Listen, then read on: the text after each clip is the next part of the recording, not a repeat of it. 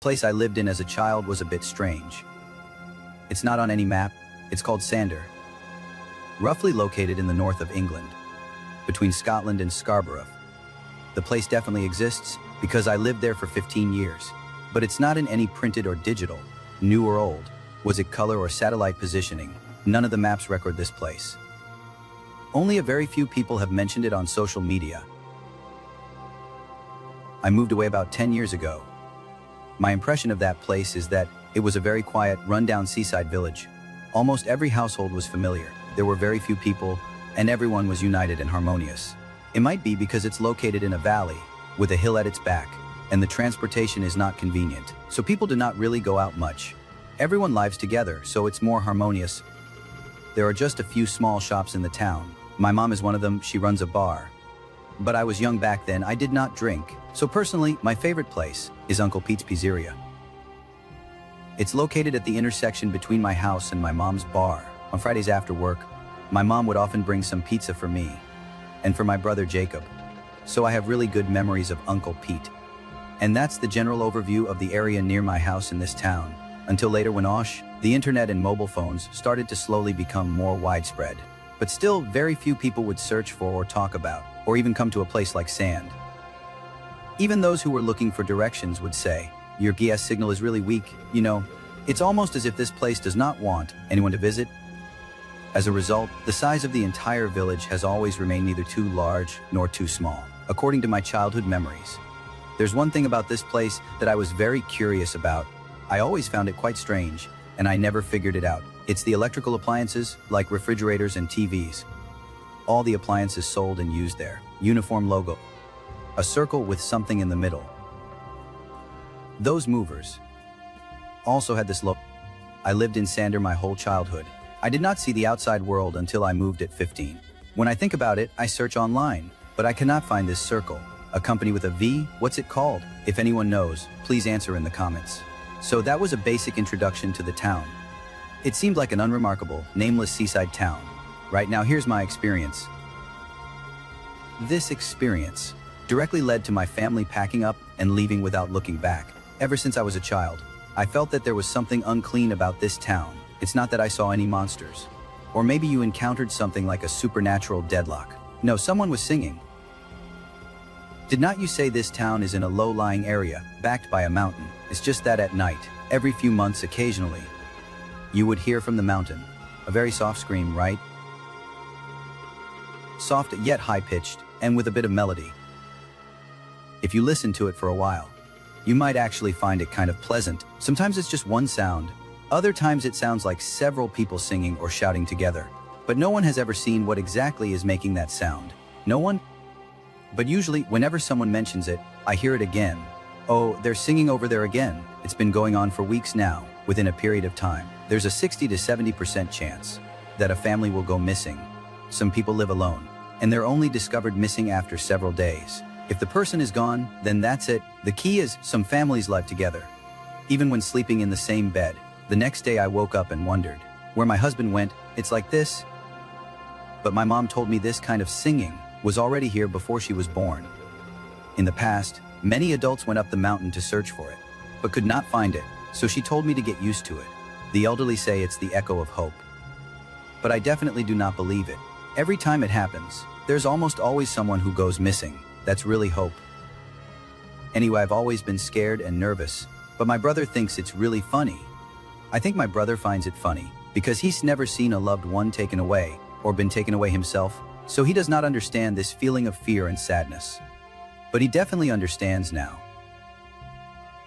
The day the incident happened was the summer solstice when I was 15. On 21st, a small festival was held in the town of Sanders. Only people from our town participated.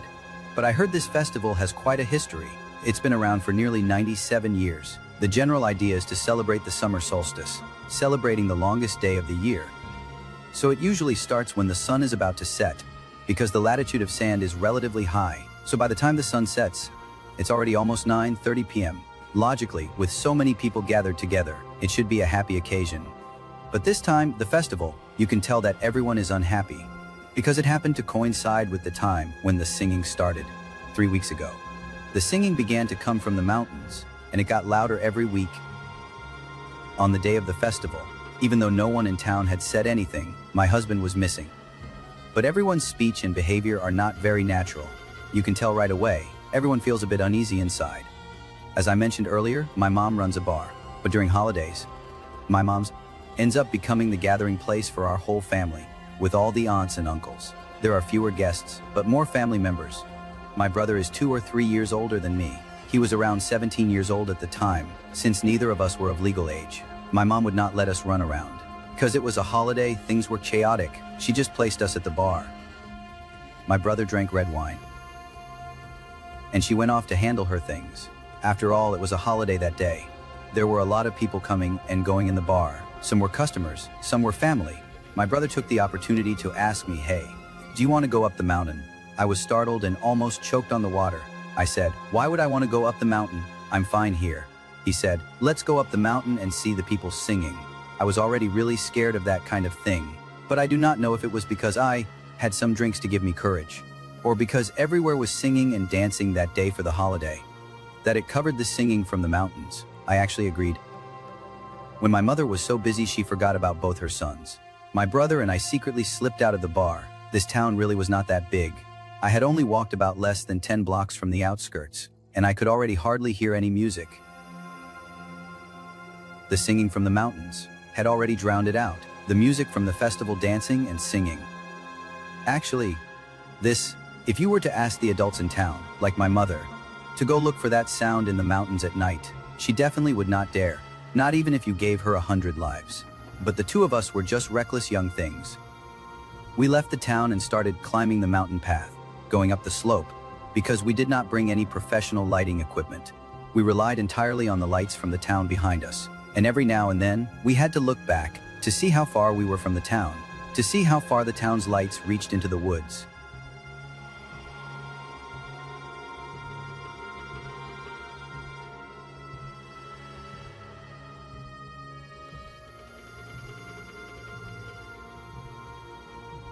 I asked him hundreds, thousands of times, and he would always nod, because it was just me who was scared all along. He just thought the singing and these mysterious things were funny and fun. So the two of us kept walking into the woods. The further we went, the louder the sound became. The two of us were wandering around in this pitch-black forest for about 5 minutes. Finally, we arrived at a clearing in the middle of a forest. The sound seemed to be coming from right in front of us. It was extremely loud. So what did we see in front of us? It was just a rock. It was about as tall as I was when I was 15. My brother saw the rock and immediately laughed. He said, "It's just some random noises. Why is there still a rock? Maybe it's just the wind blowing through a crack in a rock. That's what made the sound. I told you there's nothing to be afraid of. All right, let's go." It's over. Actually, I could tell what my brother said back then was partly to comfort me. Because I was shaking the whole way. He would occasionally hug me.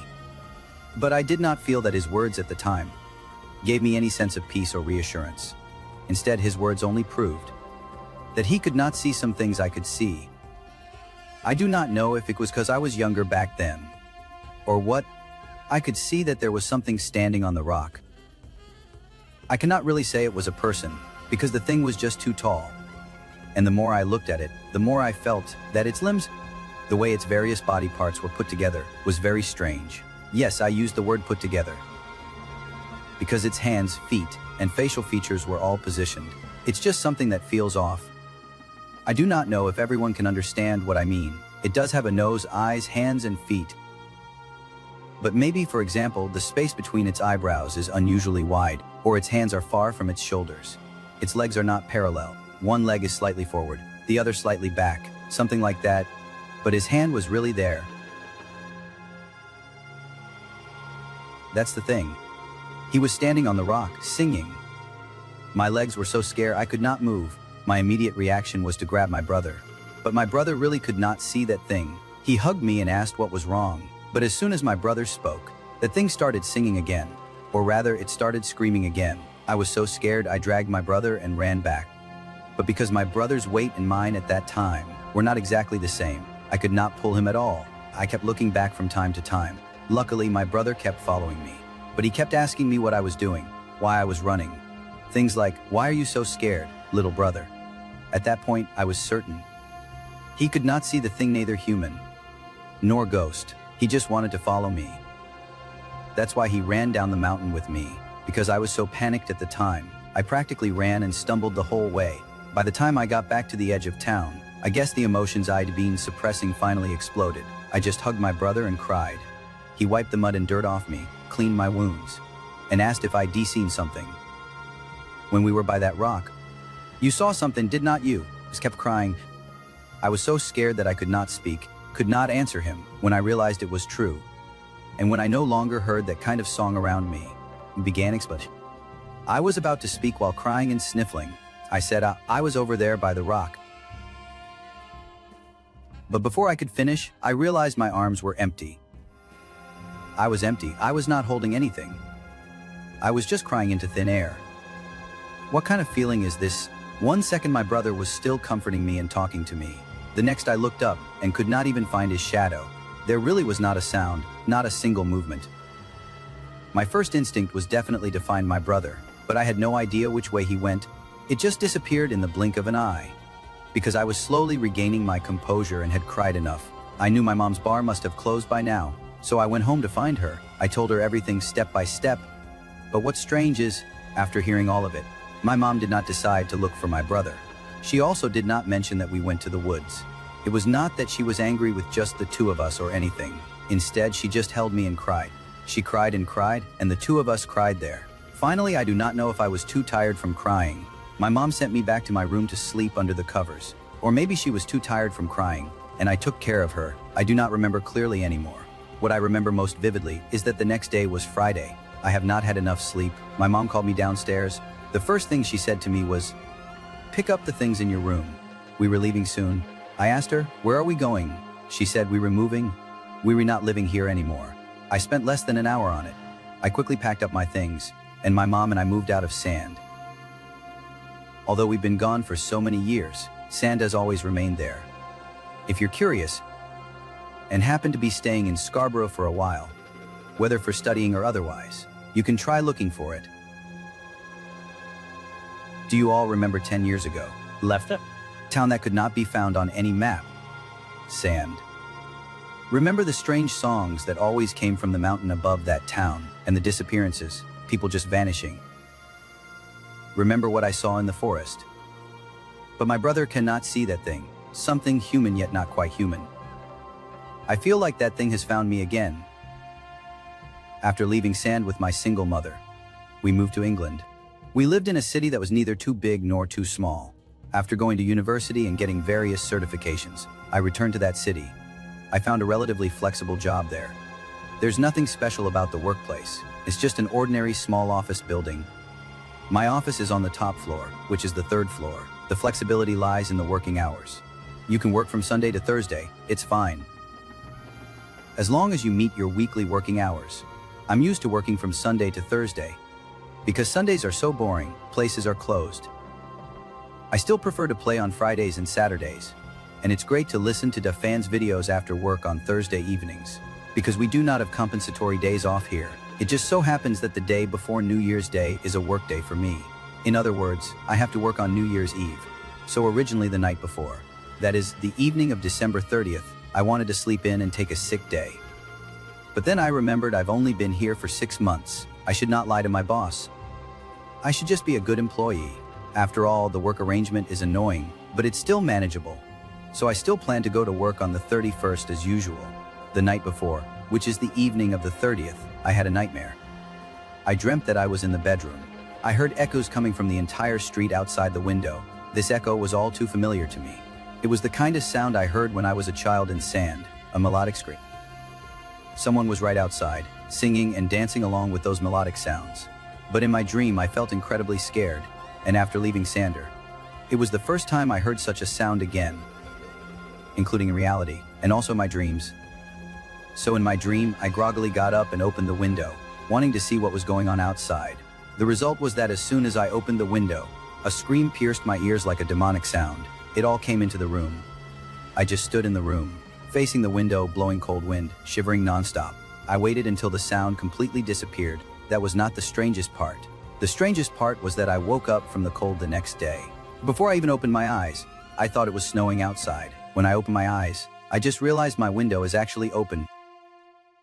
Could it be that this is not a dream?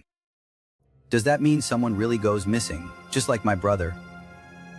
But after waking up, the exhausting day of being a corporate slave begins. Soon, everything like nightmares and catching a cold is forgotten. Maybe it's because today is the 31st. It's close to the new year. The whole city has a festive atmosphere, welcoming the new year. It's quite celebratory. It's not easy to feel anxious and afraid. Originally, there were 2 colleagues who were on duty with me that day, 2 other colleagues. One of them was named David. He was in the same office as me. Another one probably took leave on the 31st, wanting to have a good New Year's Eve and New Year's Day, so he did not come. That leaves only me and David. Let me briefly introduce him. He's a very talkative and cheerful colleague who likes to tell stories and also likes to listen to stories. He especially likes to hear me talk about my childhood living in stories from Sanders' time, because he was born in a big city. So he was very interested in hearing about small villages and small towns, how the children there grew up, what they played. He was very curious. I told him everything in detail. But I would not share anything with him at all, the childhood shadows in Sam's life. I only told him the interesting things. Whatever I told him, he always thought it was fun. He also got used to laughing out loud, haha. So we simply have our own 3-story office building. It would not disturb other companies or anything. And there's a bell at the main entrance of the office building. It rings whenever someone arrives, so we can still hear sounds at any time. Let's quickly pretend we're not slacking off in case the boss checks in. 4:46 p.m., 14 minutes until I get off work. I was planning to go home and celebrate the new year with my mom. Celebrate the new year. Suddenly, I heard that notification chime. David and I immediately sat up straight, thinking the boss had arrived, but I did not hear the door open before the ringtone. And I did not hear the door close after it rang, nor did I hear anyone going upstairs. Maybe it's not the boss. Then who could it be? Could it be that guy? Did he not get the time off and came back to work? Or maybe someone else? I left the files at the company. Then I let my guard down again. It rang again, but there were not any other sounds. David said, "Is there a possibility that it was the driver who did not get his goods the day before? He came back? Let's go to the storage room on the first floor to look for the package. Have not you gotten the package loaded onto the truck yet? So you've left the door open all this time?" I thought so too, because our gate is really quite old. If it was the driver who came and did not close the gate, I guess we would not have heard the gate closing, because its parts are old and it cannot close itself anymore. The doorbell rang again for the 3rd time, and this time, I actually heard footsteps going upstairs after the ringtone ended. The sound of the footsteps on the stairs was heavy, slow and unsteady.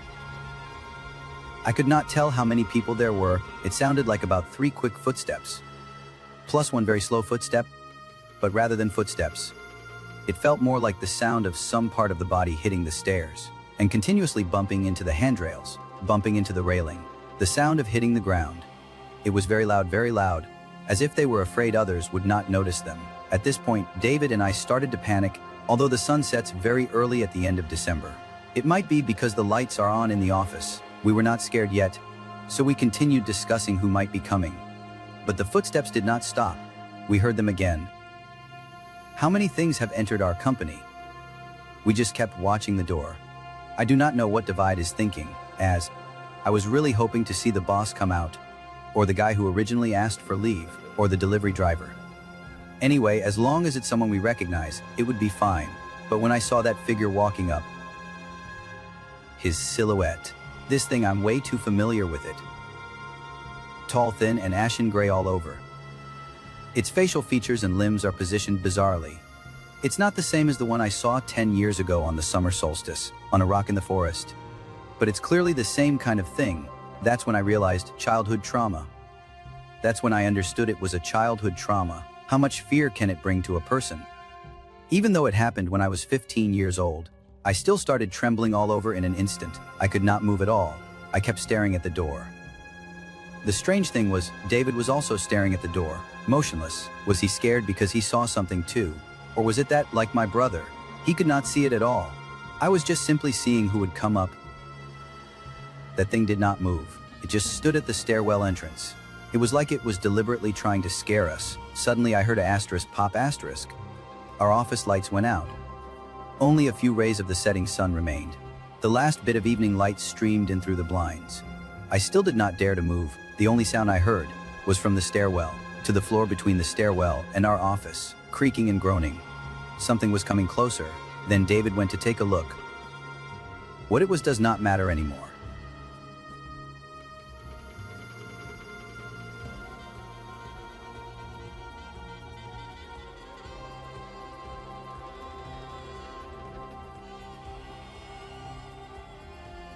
The one who gets caught can only be one person. Divide.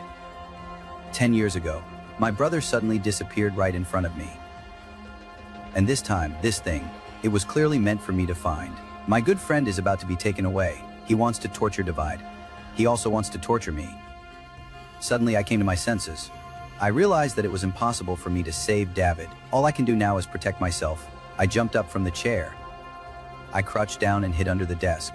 Our office chairs are just regular ones, with wheels at the bottom, the kind that can move.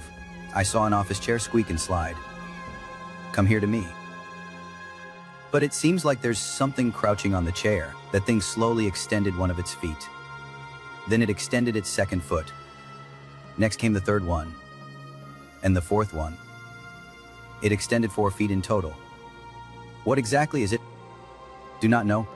But it was as if he intentionally stood right in front of me, showing off, like he was flaunting it. I waited until I completely got used to the dark. After the sunset, the office was pitch black. There was no sound at all around me.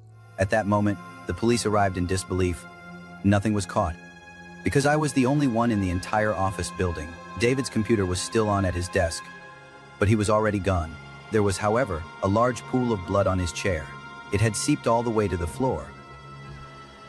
I guess the police were probably drawn in by David's last cry. Or maybe someone nearby heard something and called the police. I was taken to the police station for questioning. If I told them what really happened, they'd surely say I was crazy. So I said the power went out, and I did not see anything. I just heard my colleague screaming nearby, and then she disappeared. After being held for a few days, I was released last night because they had indeed figured out that there was a brief power outage in the area on the afternoon of December 31st, 2022, and it was suspected to have been intentionally caused by someone. However, due to the strong suspicion against me, they still kept monitoring me with people. There's actually nothing for me to feel wronged about. After all, this has happened. The ones truly wronged are David and his family, are not they. David is the first person I know who was taken away by those things outside of Sanders Town, or at least the first I know of. But it's also possible that he's just the first I know of.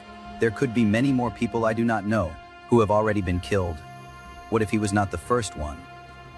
Later, I had an even more worrying thought. What if he was not the last one either? Maybe I should go back to Sand and take a look.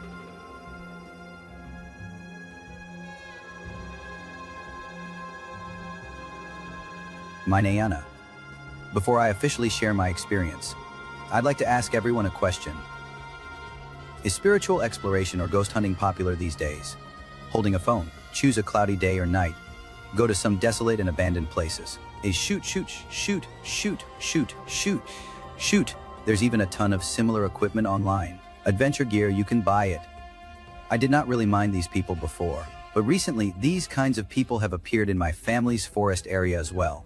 I know you must think that I seem very rich. After all, I have a forest district. In reality, managing an entire forest district requires a lot of funds, and we cannot engage in any forest resource exploitation or anything like that. To put it simply, think of me as a patrol officer. My employees and I are just a group of fire watchers. I say this because, this way, you might find it easier to believe me. Actually, my employees and I patrol this area. We're guarding against things in the woods, injuring those who enter. This place has a fence. But there are still people, like I mentioned before, who try to sneak in from time to time. They never consider. The fence in this forest area is not meant to stop them from coming in, but to prevent whatever's inside from getting out, right? I've lived here since I was a child. One of the places I visited most often was a patch of open land in the forest with no plants. It used to be a very old forest, with wild roses scattered all over. But I do not know how it ended up all stripped bare. After that, I really like to build a bonfire, relax there. It's been cold lately, and it's snowed a lot. The ground's icy too. But at times like this, I actually prefer to go out into the wilderness, to come here and look at the icicles on the branches, and roast some marshmallows by myself. So yesterday afternoon, while I was wandering around again, a voice suddenly called out to me from behind. It was a guy I did not recognize at all. He said, "Who are you?" Turn around. I stood up and turned around. I saw a young guy fully equipped, standing there. He was really fully equipped, wearing work pants, heavy boots, and carrying a camouflage bag, with a helmet that has a built-in camera. He asked, "What are you doing?" Did not answer. He stepped back and said, "No, not you." What the hell is this? Seeing how scared he was, I slowly started to explain to him, "I am the legal owner of this forest area. You're standing on my property right now. Who the hell are you? If you do not leave, I'll call the police." He hesitantly asked again, "Why are you wearing a wedding dress?" Yes, I was indeed wearing a wedding dress at the time, but let me explain it to you slowly. You all know why. But given the situation yesterday, I did not need to explain it to him so patiently. I just told him directly, "Why do you care what I wear? This is my private space. If I feel like it, I can be here, doing a one-handed handstand, singing folk songs. How did you end up here?" He seemed to believe me and let his guard down a little. Then he asked, "You mean this forest?" Said I'd seen forum posts before, talking about some mysterious things here. "So you came here looking for them?" He said yes, because he's into paranormal adventures, keen on finding these mysterious creatures. He's exactly the type of person I hate the most. I did not give him a chance to continue boasting. I started yelling at him. I said, "Stop it. What you're doing is no different from trespassing. Do not do this kind of thing just for the sake of the show. Get out now." "And did anyone stop you when you came in just now?" But he said no. "Why?" "We do not have many employees here, but at least we have security personnel. He must have found some loophole to get in. No matter how he got in, I need to figure out how to get him out." I pat my skirt, wave my hand, and signal him to follow me. I said I would not argue with you anymore. "Come with me. I'll see you out." He seemed a little disappointed and asked me, "Hey, cannot I look around a bit first? Since we're already here, if there's really something creepy in the woods, I can still protect you." He said this while pretending to reach into his bag for something. "Are you showing off like you're fully equipped or something? I mean, stay close and let's go quickly. I think you're being followed." He looked confused and asked me. I did not see anyone. I turned around and confronted him, asking, "Did you see anyone on your way here? Someone dressed in the man in the caft?" He still did not understand and asked me back what a caftan was. What kind of long robe is a caftan? It seems like he did not see that either, so I asked again, "What did you see then? Besides the plants all over the ground. For example, did you see any flocks of birds?" This time he got excited. "Oh, yes. There are birds. I saw birds." "It's over." I grabbed him and left, saying, "You're in trouble. Something is definitely tracking you. Let's go quickly." Because there have not been any birds in my woods for a long time. But he still would not move. It seems like he was really upset about me inexplicably pushing him away. Sarcastically told him, "Hurry up and follow me. Are not you a paranormal streamer or something? Did not you do your homework to know what this is about?" Now he's willing to go and excitedly asked me, "So is there really something unclean here? Is it a supernatural phenomenon, or maybe aliens?" I could only go along with what he says. Yes, just keep up. We put out the campfire and left the clearing. We started heading down a little used path. We were walking hurriedly the whole way. By the end, we were almost running. The guy was the same. At first he was laughing and joking, but he became more and more nervous and scared. I do not know what exactly is after him. He can only keep running with me. This kind of fear of the unknown really makes people uneasy.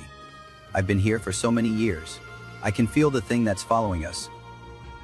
It's an experience, or you could say it's a sixth sense, an intuition. But today that thing is following us very closely. I really could not hold it in anymore, because I was also curious why he was following so closely. So I asked the guy. I asked him what exactly he did when he went into the woods today. What made him so angry? He said, "I tried shooting a rabbit with a crossbow I bought, but I did not kill it. I just wanted to test out something I bought online." Who do you think I pissed off? I did not see anyone else around at that time. As soon as I heard, I knew things were getting out of hand. I scolded. "Who told you he has to look all perfect?"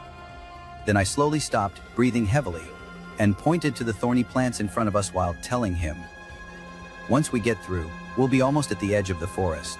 You'll be able to get out then." But all along the way, I kept avoiding giving him a direct answer.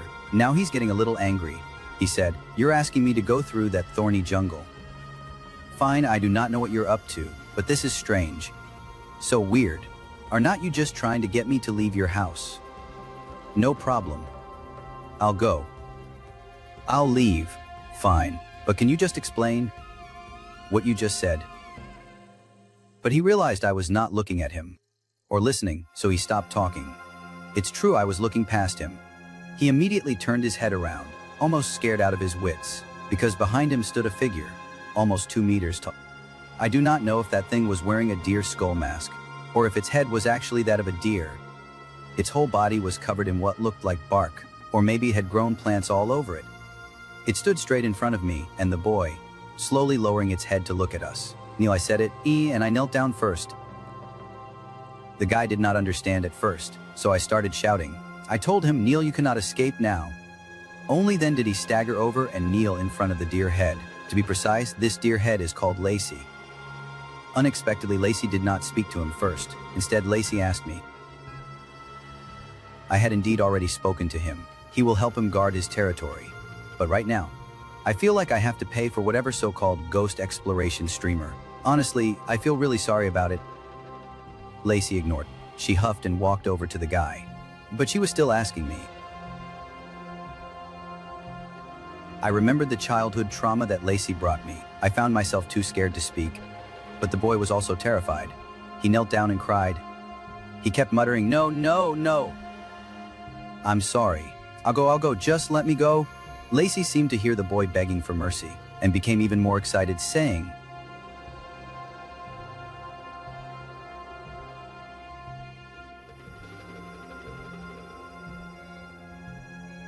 I just want to protect myself now. I turned around, lowered my head, and did not dare say a word. I could still hear the boy behind me, his crying not yet finished.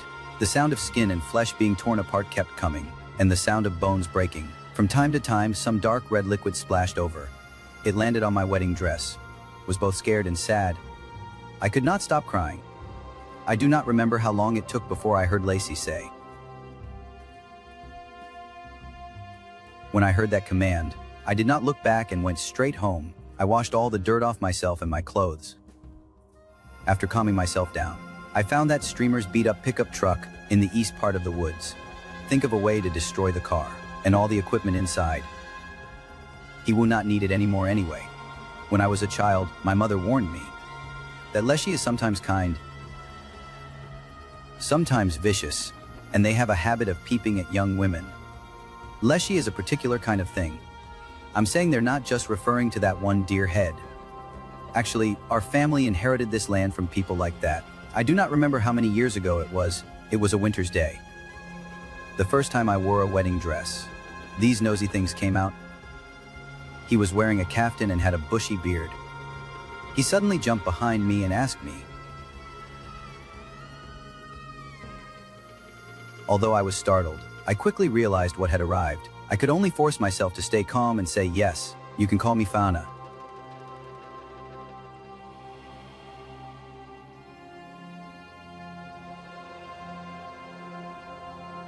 The way he said it sounded like he was about to be a thug. I did not dare to argue with him. After saying that, he suddenly ran off. All these years, Lacey has led many security personnel into his territory. At best, he'll make them lose their way for half a day. At worst, he'll drown them. But most of the time, he's not hostile, but not friendly either. He does this mainly to remind us from time to time that this is his territory. Do not provoke. You've probably guessed this already. Yesterday afternoon's incident was not the first time.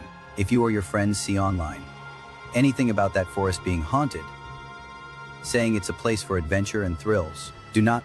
It might be where I am. As for my childhood trauma, we'll talk about that another time.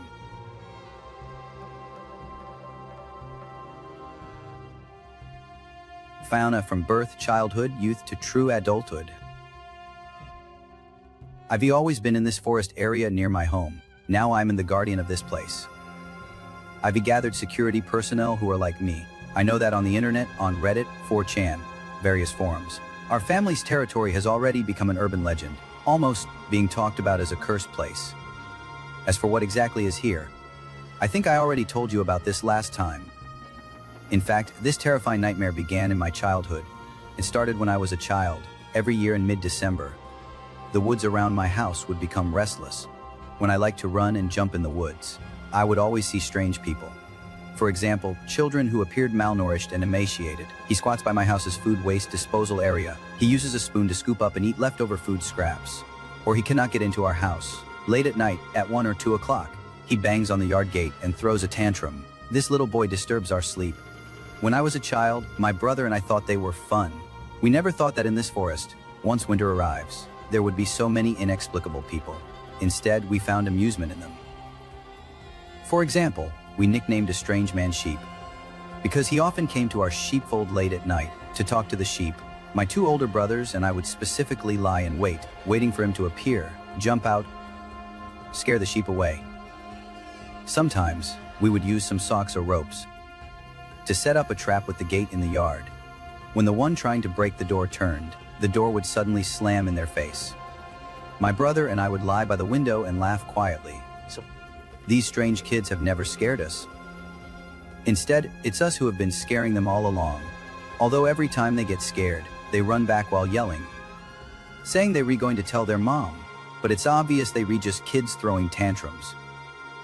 Empty threats. Anyway, we've never actually seen them. They really dragged their parents to make trouble, at least before I actually met their mother. That's what I thought. Before explaining what happened that Christmas, I should probably introduce my childhood. I'm the eldest, 6 siblings, 3 brothers and 3 sisters. There are 7 children in our family. It's not unusual for the older generation to have many children, although I'm the oldest.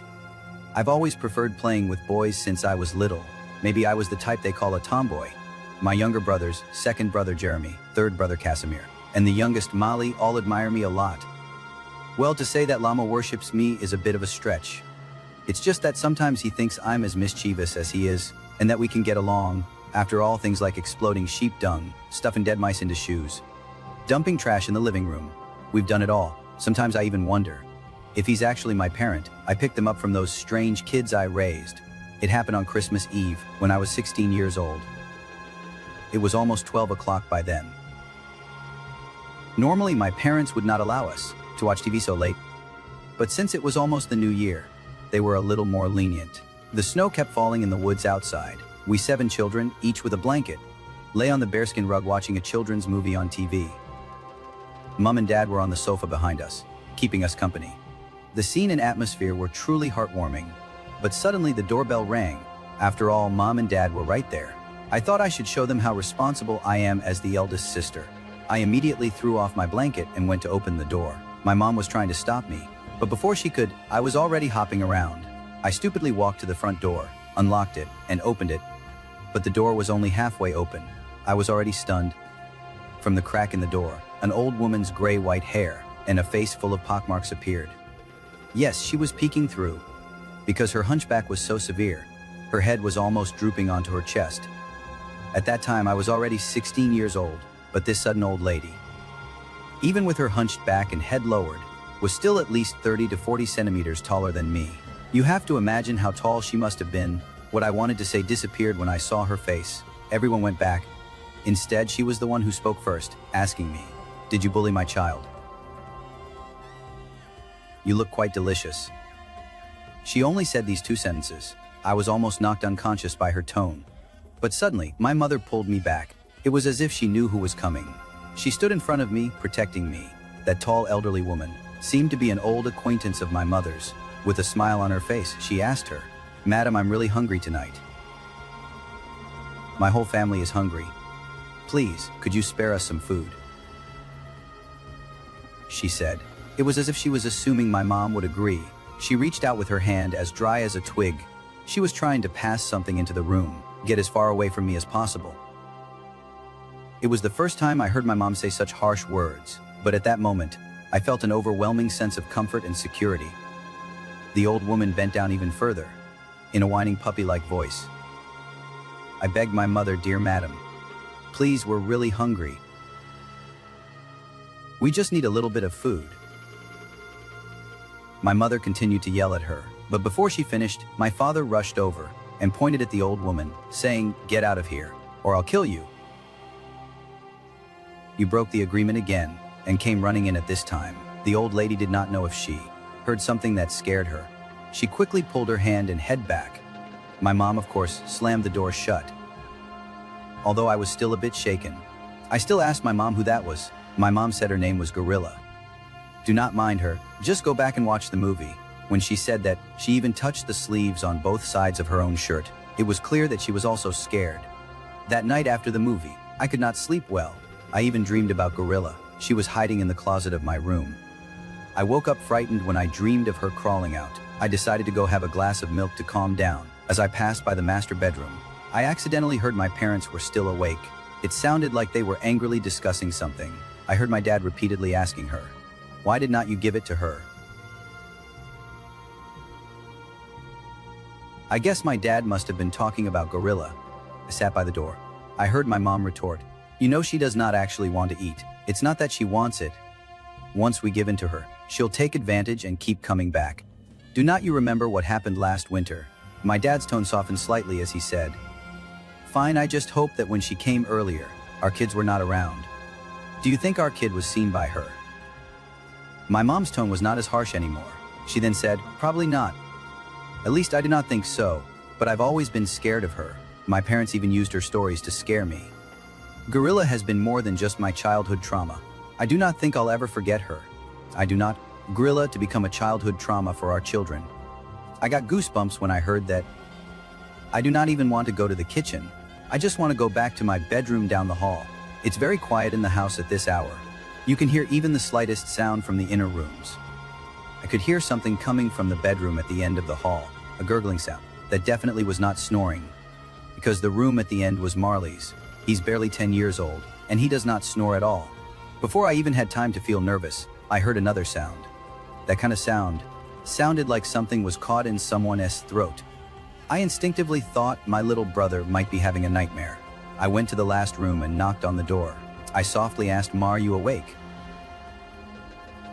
No one responded. I slowly pushed the door open, but no one responded inside the bedroom. Molly was not in the bed either. But occasionally, I could hear a sound coming from somewhere in the house. As I walked to the bed, still puzzled, I was about to lift the blanket when I heard that sound, coming from above my head. I immediately looked up and saw a hunched old woman with gray-white hair, frail and withered Gorilla.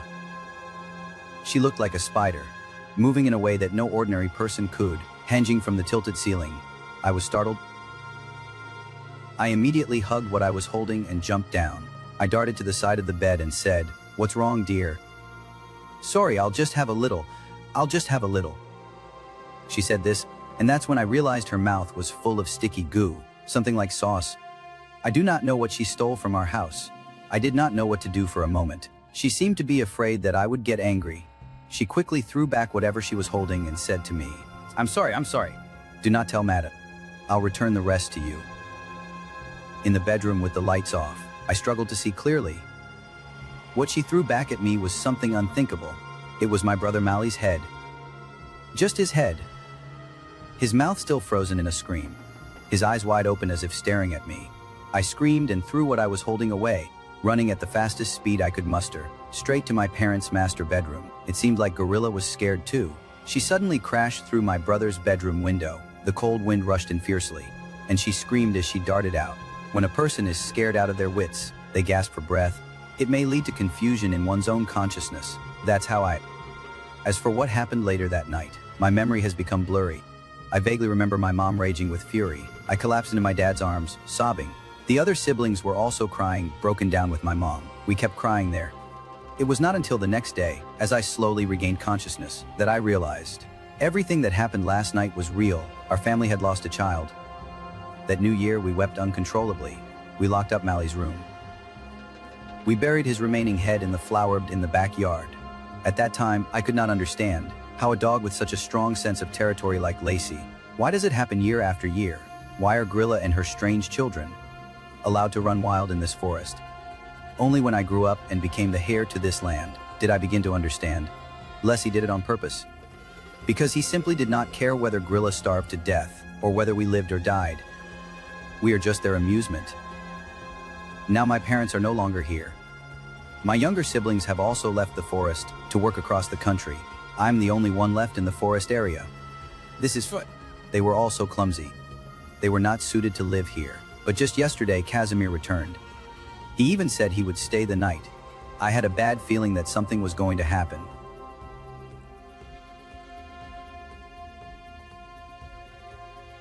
Most of the forest rangers might feel very lonely every day, eagerly awaiting visits from their family and friends, but I'm different. This forest near my home has been here since before I was born. It has always been quite unsettled, so when my parents were not around, my younger siblings went to work in different parts of the country. I actually felt a bit more relieved. But just yesterday, my younger brother Casimir came back. He even said he was staying overnight. No matter what I said, he would not listen. He acts like he does not know how dangerous this forest is. Let me tell you this, if you spend even a single day here, you would not want to come back. So do not think there's any kind of sibling conflict between me and Casimir's. We do not have any sister-brother conflict. Actually, he's the family member I've been in contact with the most. Many of the maintenance costs for equipment in our forestry area, employee salaries, were all covered by him sending money in advance. Although I do not know exactly what kind of work he does to earn so much money, he said he's a real estate agent. But I have always been deeply skeptical. After all, he has been a smooth talker and a flirt since he was young. He does not seem like someone who would do serious work, but after all, he is still my closest brother. Because he has always been willing to help me in many ways, from childhood to now. So him staying to accompany me for a day or two, I am actually a little touched. Casimir returned to the first thing he did when he got to the forest was to say that he wanted to visit the old house where the family used to live. I took him there as soon as it got light. Obviously, he was not too happy because I had renovated the old house so much. He seemed a bit reluctant. Before, the 7 of us kids in our parents' room, except for my little brother Mally's, were all remodeled into break rooms for the staff. After Casimir walked through all the rooms, he asked me. I could not even tell which room I used to live in. How did you turn this into this? What kind of renovation is this? I said, make the best use of everything. Keeping the original equipment is useless. It does not save money, it's just wasteful. He looked absent-minded, so I asked him again. How long do you plan to stay here? He avoided the question. Instead, he asked me, why do not you ask why I came back? Did not answer. He suddenly took out his phone. I was not sure what he was browsing or flipping through. Then he showed me an open gossip news page. The title of the article read, The Cannibal Forest. Another ghost hunting streamer has gone missing, if I'm not mistaken. This should be about the streamer I ran into in the forest a few days ago. About that thing in Lakesea. I will come and help you. Casimir patted his chest and told me not to worry. I know a lot of news editors around here. I've already asked them to stop writing about our hometown, he said, patting my shoulder again, so no reporters will randomly barge in to investigate. Do not worry. I know that Casimir's move will not stop all the editors at the news agencies. But in the end, I still appreciate him for doing it. He just listened.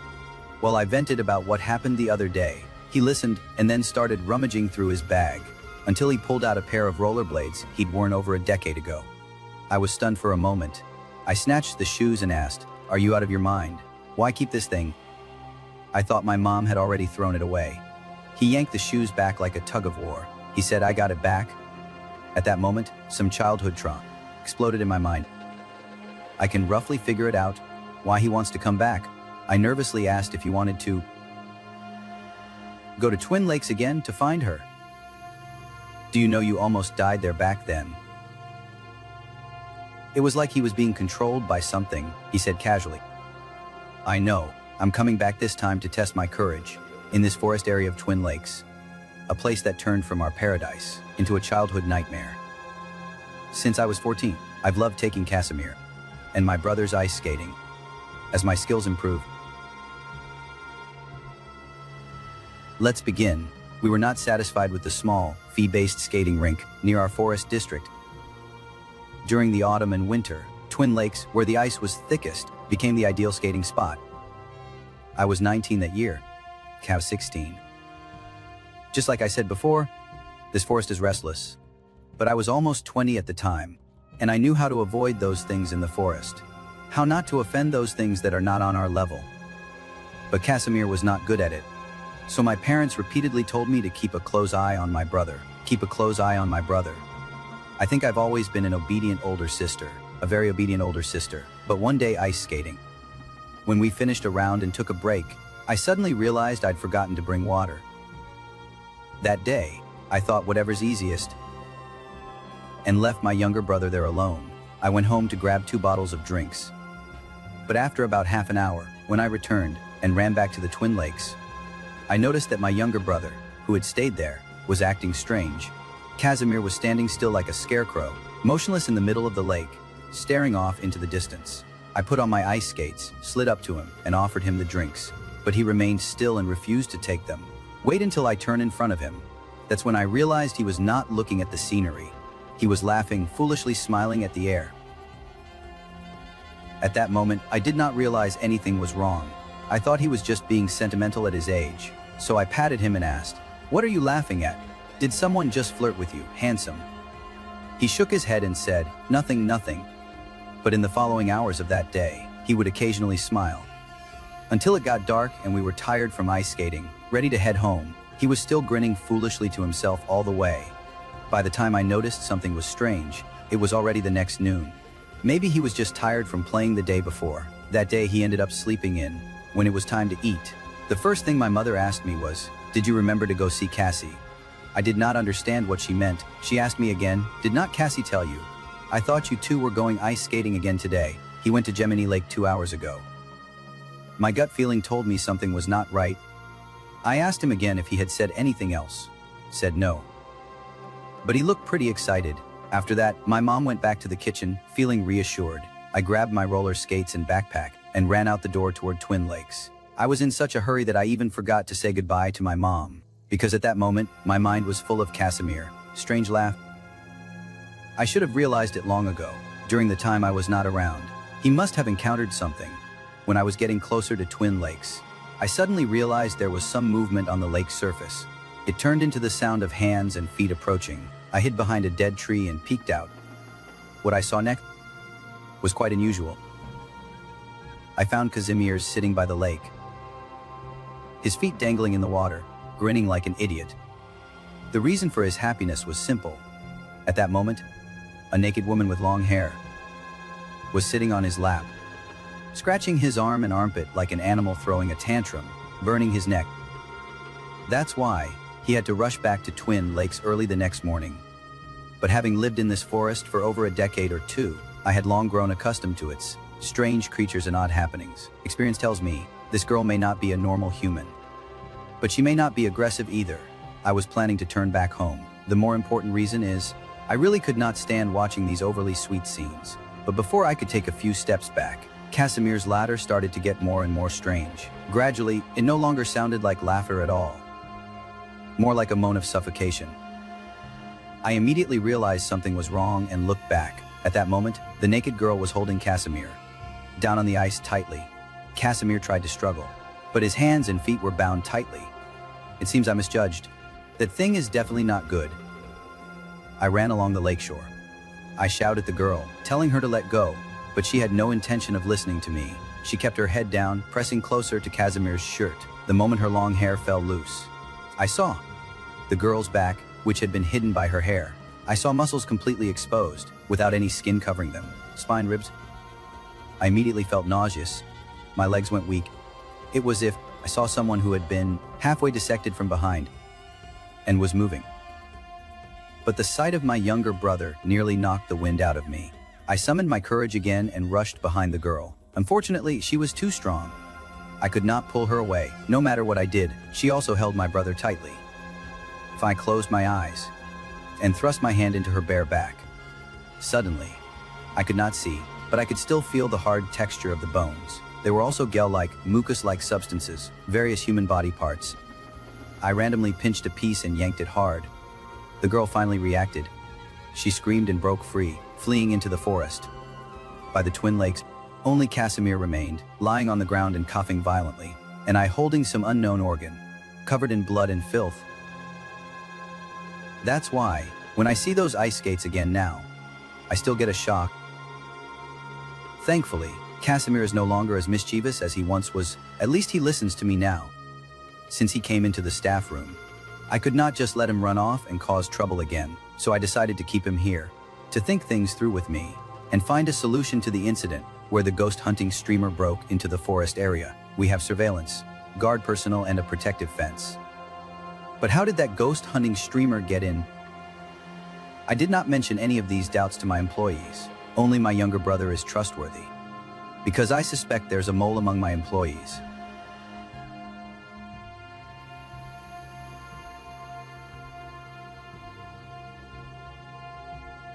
Is Carol. Originally, I was like everyone else, working and adventuring with polar expeditions. It seems I was not destined for that. Recently, I received a new assignment from the company. I'm going to the Arctic to do some research for a while.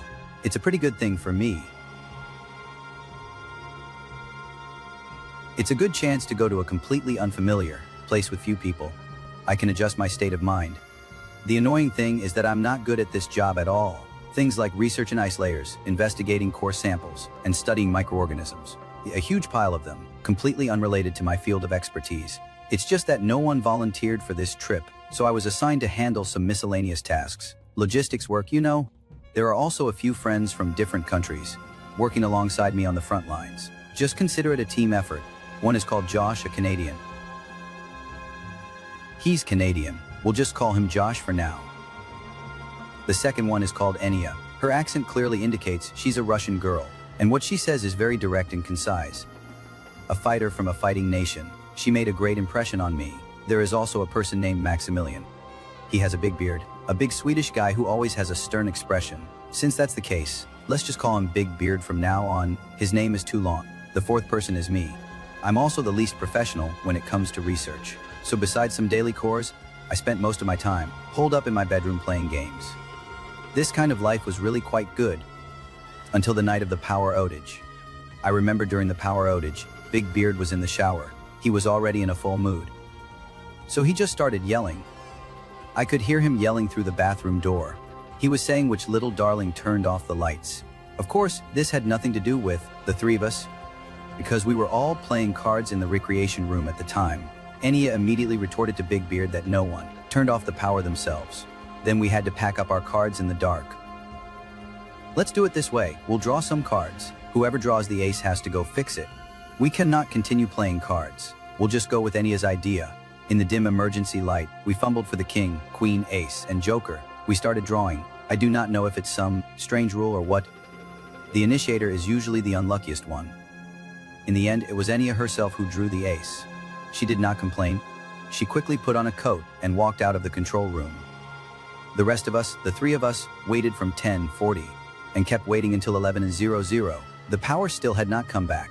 Not to mention the big guy who had just gotten out of the shower halfway. Even Jojo and I started to feel cold all over. Because the outpost's heating is the power out, it's slowly fading away. Sure enough, the first one to get impatient was the bearded man. He picked up the radio and started yelling, "Enya, what are you doing? It's freezing, fix it quickly." But there was no response from the radio. Thinking there was a signal problem, the bearded man asked again. A minute later, there was a reply from over there, but the reply sounded very strange. It was like a random combination of obscure words. Nonsense. Or maybe it's because Enya is speaking in Russian, so we cannot understand? Quickly check on Enya and ask if she's okay. Does she need help out there? The walkie-talkie replied with 2 words. But the sound was very faint and choppy. So Jojo asked again, "You need help, right? Is the walkie-talkie broken too?" What's strange is that Enya responded with a few more words. By this point, I was starting to feel a bit confused, although Enya had a heavy Russian accent. It did not mean she did not understand grammar. Otherwise, we cannot communicate properly on a usual basis. It's just that when Big Beard heard this, he did not care about anything else and got up immediately. He put on his jacket and went out. While walking, he grumbled and said, "I'll go solve this mess." But I guess it's because people are worried about Big Beard's temperament. They thought he might end up getting to a fight with the battle nation outside. Ojo went up and stopped the big guy, saying, I'll go. You just stay inside and rest." The big guy was not only irritable but also very lazy. Seeing someone offering to help, he casually said, "You go ahead." Then he went back to sit on the couch. It was actually Jojo who forgot to bring his walkie-talkie when he left. By the time I realized, he was already gone and out of sight. But I cannot just leave a grumpy old guy to vent his anger at the outpost. I went out with the radio, so I could only obediently stay in the recreation room and keep him company. Seeing him gritting his teeth, I had to soothe him again with a few words. "It's okay, it'll be fixed soon." There are two people outside. They're efficient. It's okay. After a while, we heard a few knocks on the door. I ran to the outpost door and looked outside. I found no one there. So we guessed it might have been the wind, too strong, or some wild nocturnal animals passing by. But before I could sit back down, I heard knocking again. Enya's voice. Big beard, little card. I'm back. Can you let me in? It seems like there's something outside. I was stunned for a moment. Maybe it's a polar bear. This is serious. I quickly went back to the door to open it for her. Because our automatic electronic locks are broken, all the key cards are useless. Someone inside has to open the door for someone outside. But because we've all been cooped up in the outpost recently, the weather's been terrible, so we have not even thought about going out. As soon as we got back, Enya asked me where Jojo was. He was not inside. I said, was not it you who asked him to go help? Enya looked confused and said, I did not ask. There was a broken lever. I walked to the repair shed and replaced it, so it took a little longer. But it's such a small thing, no need for anyone to help. That's strange. I was just asking earlier. I heard you asking for help on the intercom. Also, by the way, did you see anyone knocking before you knocked? She said I just reminded her, because when she was fixing something outside, she kept feeling like there were some animals or creatures around. She's staring at her, but every time I go to look for it, I cannot see it. It hides in the blind spot of vision. As we were chatting and walking back to the recreation room, Big Beard also heard it. He started butting in, saying you were probably just looking at some bear, immediately denied it, saying it's impossible. The thing is not as big as a bear, but it's not very mini, similar to a human's height. The man with the big beard laughed and said, that's Jojo. Then, Enya said, that's impossible. You said he came to help me, so why was he dodging around? He could have just come straight to me. I said otherwise. Who else is there? We had not finished our conversation when the radio crackled again. This time it was Jojo's voice on the other end, but the way they spoke was, like before, a few words at a time, sputtering out. I immediately grabbed the radio and replied, Jojo, Enya's already fixed the generator. Are you okay out there? She just knocked and came back. I have not finished speaking. A harsh screeching sound came from the station's door. Jojo casually said something again. Not even a few seconds passed. The scraping sound from the door came again. Jojo shouted loudly. At this point, I already started feeling a bit strange. A strange thought suddenly crossed my mind. But at that moment, it did not seem so strange.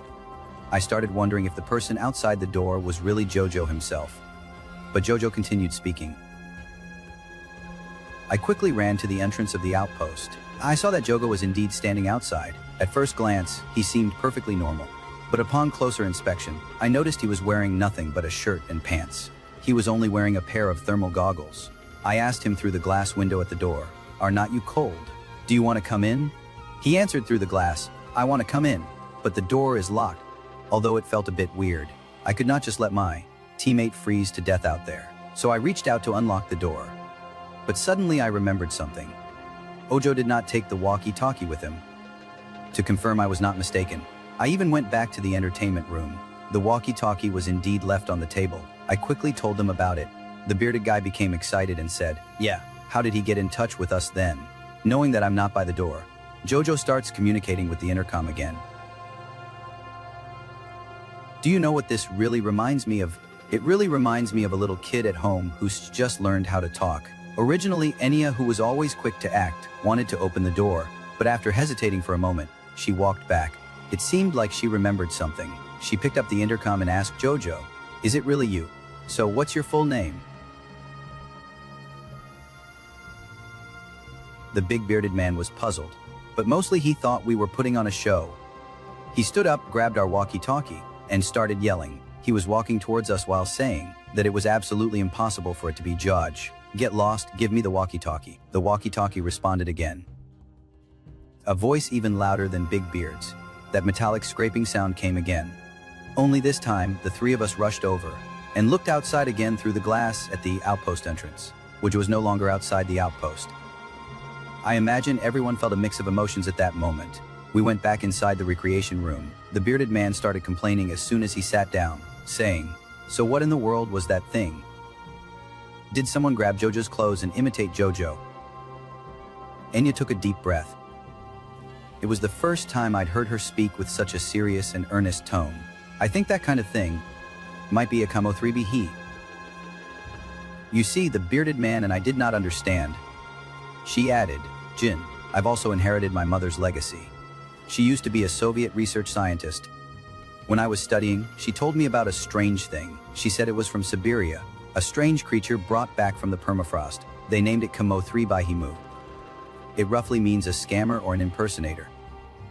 Both Big Beard and I were shocked. We both asked at the same time. "Impersonator?" said yes. I thought it was just a story to scare children. I did not expect it might actually be true. "Anyway, let's just stay here for now. Do not open the door for that thing." But now, the big guy with the beard is starting to chicken out. He is clearly huge and muscular, yet he insists on hiding in the bathroom.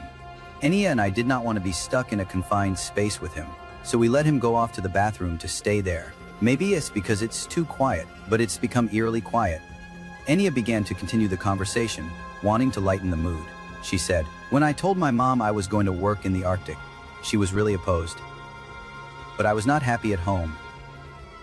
I was about to ask, and she explained that my husband is a soldier. He recently went to Missouri, which is pretty dangerous there. My sister was caught having an affair with her boss again. Anyway, the family's a mess. Those who should leave have left. It's so annoying. I do not know how to comfort them. I can only share why I came here to talk. I just wanted to relax. I also want to write a novel about this or something." The atmosphere has only just calmed down a bit. Then I heard a clang from inside the toilet, followed by a sound like something fleshy squirming on the tiles. It was mixed with a sound like a faulty radio, but none of our walkie-talkies were even turned on. Immediately after that, there was that extremely loud knocking. They imitated Jojo's earlier. Or maybe a scraping sound, but this time it was not coming from the front door of the outpost. It was coming from the toilet. And I hurried to the toilet. Then we heard another knock. And then we saw the round handle slowly turning. Immediately asked Maximilian, "Stop playing games." More than one person opened the door. The one in front was covered in sticky blood. A big bearded man looking like he'd been badly hurt, and there was someone else behind him, so dirty he looked like he was not wearing any clothes. No need to even think about it, they were not the bearded man or George. Just in this situation, people can easily freeze up completely from nervousness. Until Enya yelled, "Come back." She pulled me and ran back to the lab. Only then did my legs start to move. We got back to the lab in under 5 minutes. Without a word, we locked the door. Then we found the nearest table and barricaded the door.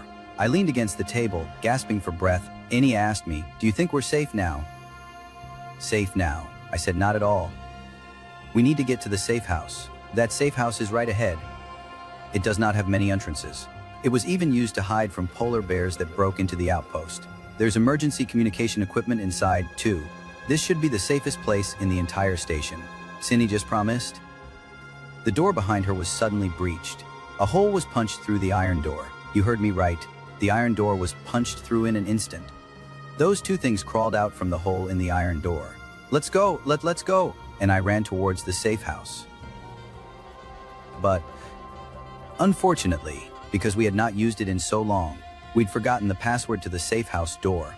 I was about to shout out in frustration, closed her eyes, trying not to look at the two things crawling towards us from behind, while muttering to herself, "I do not remember, it should be FF3, F320, F302. The only silver lining was that Enya did not make a mistake. It really was F302. I unlocked the password lock. The first thing I did was rush into the safe room. But just as I was about to pull Enya in two, a much stronger arm than mine suddenly reached over. A much stronger arm. Pull her back. "Oh, Carol, it's got me, help." I can hear Enya screaming. I can also feel how strong that thing is. It happened almost at the same moment, or less than half a second. Enya was forcefully dragged out. The door closed right after. I was left alone in the safe house. After the door was closed, the inside and outside of the room became completely quiet. There was not a sound at all. The next sound came from inside the safe house. It was the intercom system that automatically powered on. On the other end of the intercom was Enya's voice. She said, that was indeed Enya's voice. But I knew it definitely was not Enya herself. She had already been murdered. I've never encountered anything like this in my entire life. I can only say I completely broke down. I shouted through the locked door, "What the hell are you?" Then I heard Enya say. Then I heard a 5 from the lobby outside. And all the audio equipment in the lab and the recreation room, whether it's the TV or the radio, I turn them all on. They broadcast all sorts of news I receive, and I keep switching channels non-stop. I roughly know what it's doing. Muttering to itself, scratching its head. Whoa, this thing is learning. Then I hear someone speaking from the podium. It got it right. It said it got it right. None of us had ever said this word before. When I heard it utter those 3 words, I could not simply describe my feeling as a chill down my spine. After finally regaining my composure, I immediately turned off the intercom channel and switched to the company's direct remote radio, although at that moment, hope for rescue was very slim. But given the current situation, this is the only way I have. And if I delay notifying the company any longer, anyone who arrives at the outpost could easily be deceived by that thing. After all, it imitates Jojo, it can imitate a big beard. It can imitate Enya, and it can slowly learn English. I do not know if it's because the ice sheet melted and it was unsealed, or it has been wandering around the Arctic all this time. I do not know if anyone still believes what I'm saying. Anyway, I must send out the distress signal. If anyone hears this message, please do not go to the outpost. This is a serious warning. There are unclean things here. They will try to communicate with you as humans. Language exchange. But they're definitely not normal people, so I warn you again. Wait, it's a bit noisy. There seems to be a problem with the vent on my side. Something seems to be stuck in the vent. Please wait, I'll adjust it here. Please help no kamemba himu. A70, it's okay. Maximilian, it's okay? It's okay. It's okay. Outpost, everything is normal. My son has not eaten for 6 months. At least that's how I feel. In January of this year, my husband and daughter were unexpectedly killed in a car accident. They hit another car at 70 kilometers per hour and died instantly. I was of course heartbroken, but I still had to take care of my most suffering and most difficult son, Ading. Ading was in the back seat of the car at that time. He barely avoided fatal injury thanks to the seatbelt. But he witnessed the death of 2 close family members, and the tree trunk broke his right arm. I do not know if it's lucky or unlucky that he survived. Now, only the 2 of us are left from our family of 4. After being discharged from the hospital, Ading's behavior started to become very strange. First of all, he does not really like talking. He also occasionally refuses to have meals with me. But after such a big shock, I can understand that he has not been able to overcome the psychological trauma right away. So of course, I've been trying my best to take care of him and also comforting myself. But over time, his symptoms have not improved at all. Instead, it became more and more serious, especially the issue with anorexia. Half a month after being discharged, he refused to eat anymore. No matter whether it was something I made or takeout, he would not eat any of it. I even bought him his favorite junk food from before and tried to coax him saying, "If you're good and eat this, I'll reward you. Let's watch a video of the fam." He would just be furious. He would go back to his room, lock the door, and ignore me. Soon he developed a serious gastrointestinal illness. I practically dragged him to see a gastroenterologist and a psychologist. It was nose. As soon as he got home, he would still shut himself in his room. He would not say a word or eat anything. But the moment I asked him, he just said, "It's okay, Mom, I'm not hungry." A month like this was enough, but Ading actually lasted 4 months, 5 months, 6 months, sticking to not eating anything. But anyone with common sense knows it's impossible for a person to not eat anything for half a year. He must have found something to eat as emergency food. Was it something in the room? Is it something from the living room? Or something from the yard? Do not know. As a mother, I really cannot endure this any longer. So I made a steak and fries myself, wanting to use my cooking skills to compete with Dafan's video. I tempted him again to eat a proper meal. It was quite a coincidence that day I knocked on Ading's door. As I entered the room and turned on the light, I wanted to tell him, "Hey, I made you something delicious." but I saw that he was actually chewing something. He was indeed secretly eating something behind my back, but he would not tell me outright. Dude took his mouth and started talking. I just grabbed some leftovers from the fridge. I saw his nervous expression. I did not want to continue asking for now. I put the steak on his desk and left. When I checked the fridge the next day, I found that nothing had been taken from it. Not even the Snickers I had saved for him. It has not been opened at all. He really is lying to me. So what is he eating? I quickly went out and bought a home camera. I installed it outside of Ding's room. 01. Will it be able to capture him going to get something to eat? Care 001. That night should be the best sleep I've had since our family's troubles began. It was the best sleep I'd had, because I finally knew what my son was doing the next day. I knew exactly what my son was up to. I felt much more relieved. Sure enough, at 4 a.m., Camera 0. The camera caught my son, Camera 0, leaving his room and going downstairs. 01.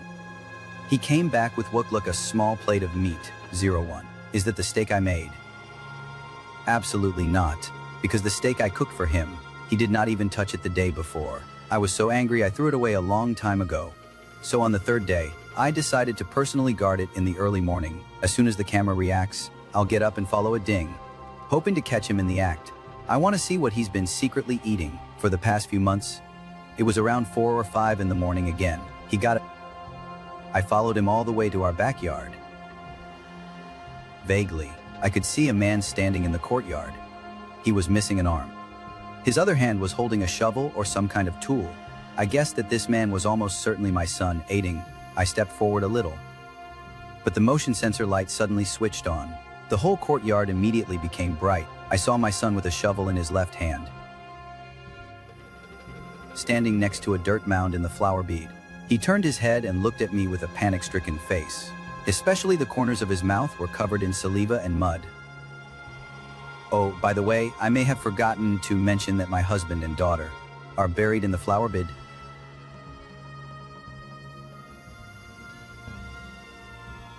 Palborough, a small town in England. It's also where I live permanently. The transportation in the town is not very convenient, especially the public transportation. There is only one bus line, with a few bus stops. My house is right in front of one of the stops. I rely on this bus to get to and from work every day. So, this bus runs whenever it starts and stops whenever it stops. I'm very familiar with it. That's why on October 14th at 3:17 a.m., when a late-night bus suddenly appeared in front of my house, I knew something bad was bound to happen. My bedroom balcony faces the bus stop across the road. I was abruptly awakened by the sound of honking in the middle of the night. I sat up in bed. In the middle of the night, a car suddenly stopped opposite, completely gray bus. I could not see any headlights or license plate. I could not see any passengers or driver either. My first thought was that I'd overslept, but I checked the timetable, and today is Saturday. The last bus on Friday was at 11:07 p.m. The first bus this morning is at 6:05, and it's definitely past 3 a.m. now. So who drove it here? But more than curiosity, I'm just overwhelmingly sleepy. I do not care who drove it or who'll drive it away. Sleep first. It'll be gone first thing tomorrow anyway. Indeed, when I woke up in the morning, the gray bus was already gone. But at 3:14 a.m. on October 15th, the bus came again. I immediately called the committee that day. I asked if they were having a coach take students for driving practice in the middle of the night. It disturbed my sleep, but they promised me that it was definitely not a bus. If I encounter that car again, I can immediately report it to my superiors. They will handle it. Sure enough, in the early morning of October 16th, that car came again for 3 consecutive days. It stopped in front of my house for about 30 seconds each day before driving off. It was as if it was deliberately trying to wake me up from my sleep. I called the village police. The police said that taking the bus caused trouble for you. They told me not to make a fuss, so they did not intervene. 4. I reported it to a civil department in the area, but I cannot remember the name. They just passed it on to another department. No one took it seriously. Well, it looks like passing the buck is a global thing. Okay, I'll handle it myself. On the evening of October 17th, I took photos of this car and posted them on various forums, but no one could explain it. But one comment made me uneasy. He said I should sell my house and move immediately. That car is waiting for you. Just do not get in it. I was still talking nervously earlier, but after seeing the next sentence, I thought it was a bit funny. What kind of handsome guy climbs onto a bus? He does not even know in the middle of the night. And then I slapped myself in the face. 3:17 am on October 20th, that bus arrived on time. Originally, I was planning to continue observing from my room, but suddenly I heard someone shouting from that car. It was a girl. Her shout completely stunned me. I did not know whether I should go check or call the police. The car at 3:29 was acting strangely and had not left. I wanted to call 999, but I could not get through. The signal in the bedroom suddenly dropped. I started to panic. I reached out to find the light switch. The light would not turn on. What to do? I should quickly change the fuse. But when I turned my head, I saw. It was not just my house without power. All the street lights on the whole street had gone out. I've lived alone here for 10 years. This is the first time I've been so nervous. Is it really because of a bus that I'm this nervous? But the more nervous I get, the more I feel like I should just go for it. I put on my jacket and left the house. I planned to get on the bus and find out what's going on. I walked around the bus once. I did not see anything unusual. I took a deep breath to muster some courage, opened the car door and climbed up the steps. When I reached the passenger area, I saw a young girl squatting at the back of the car, crying. But because it was unclear, I bent down and asked her what was wrong. She did not answer me. I walked forward, until I was only a meter or two away from her. I asked again, "What's wrong with you?" This time she spoke. She told me, "You should not have gotten on the bus." She had not finished speaking when I heard from outside the bus the sound of someone walking, thump, thump, thump. Then there was the sound of a door opening and footsteps climbing the stairs. Someone's coming up. It was a very thin man, about 1.9 meters tall. He had to hunch his back just to move inside the carriage. When he saw me, he reached out to grab my hands and feet. I immediately started wrestling with him. But I really was not at an advantage fighting a tall guy. After a series of flailing punches and kicks, I did not have time to worry about the girl and ran under the train. When I ran off the bus, I still heard that girl calling out in a voice that was not originally hers. "You should not have gotten on. This is the last stop. You should not have gotten on." The first thing I did after escaping was to take the first train to London that day. And then I hid in a hotel, shaking for several days. After I truly gathered my emotions, I took the advice from that stranger's comment. I sold the house in the countryside and moved to Manchester. But after that, I never dared to go out at night again. Nor did I dare to look outside the window at midnight. I have a Christmas tree farm in the mountains. It's something passed down from my ancestors, because it is located at the mountaintop near a primeval forest, so there is often a strong wind. My dad used to tell me that this wind, which makes your bones feel cold, is called a bad wind. It signifies an ominous omen. Then I saw that in Tianjin, this wind blows everywhere in winter. So it seems Tianjin is full of ominous signs. What am I even saying? The story takes place when the weather has gradually turned to winter. That bad wind had already started to blow. But I happened to return to the countryside from the city, not only because winter is the peak season for selling Christmas trees, but also because I had some trouble to deal with.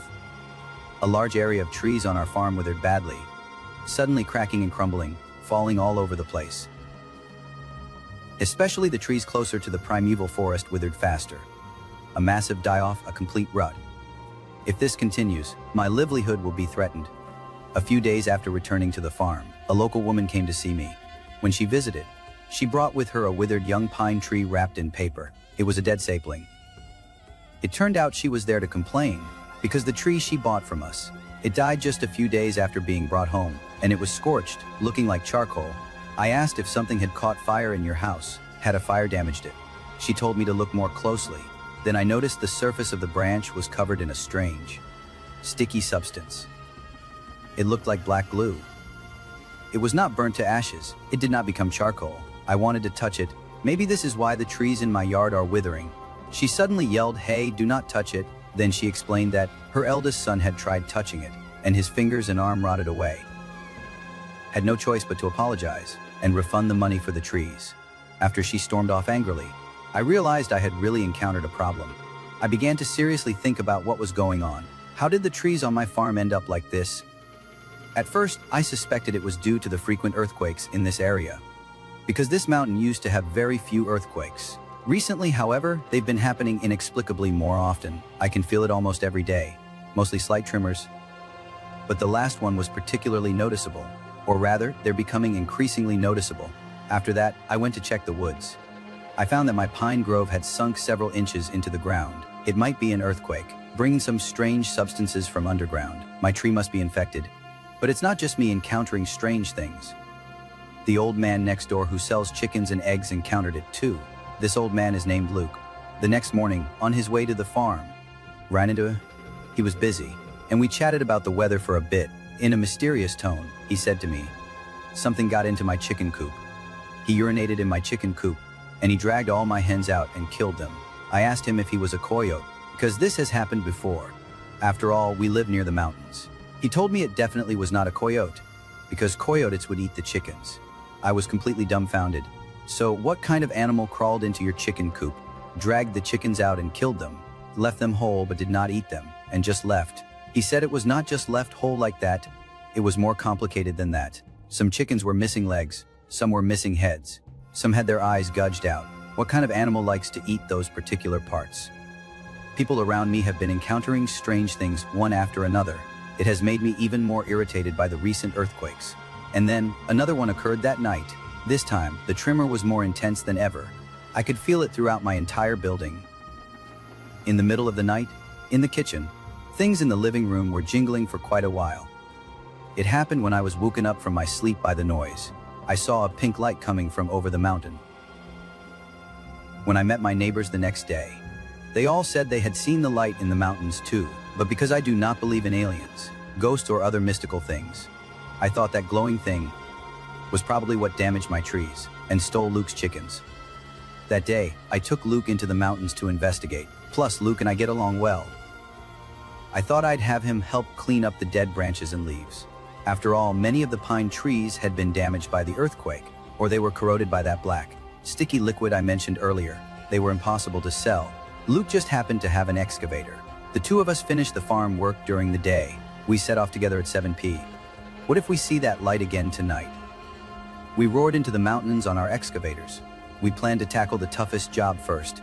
We started digging from the largest tree, but after a short while, the machine seemed to get stuck.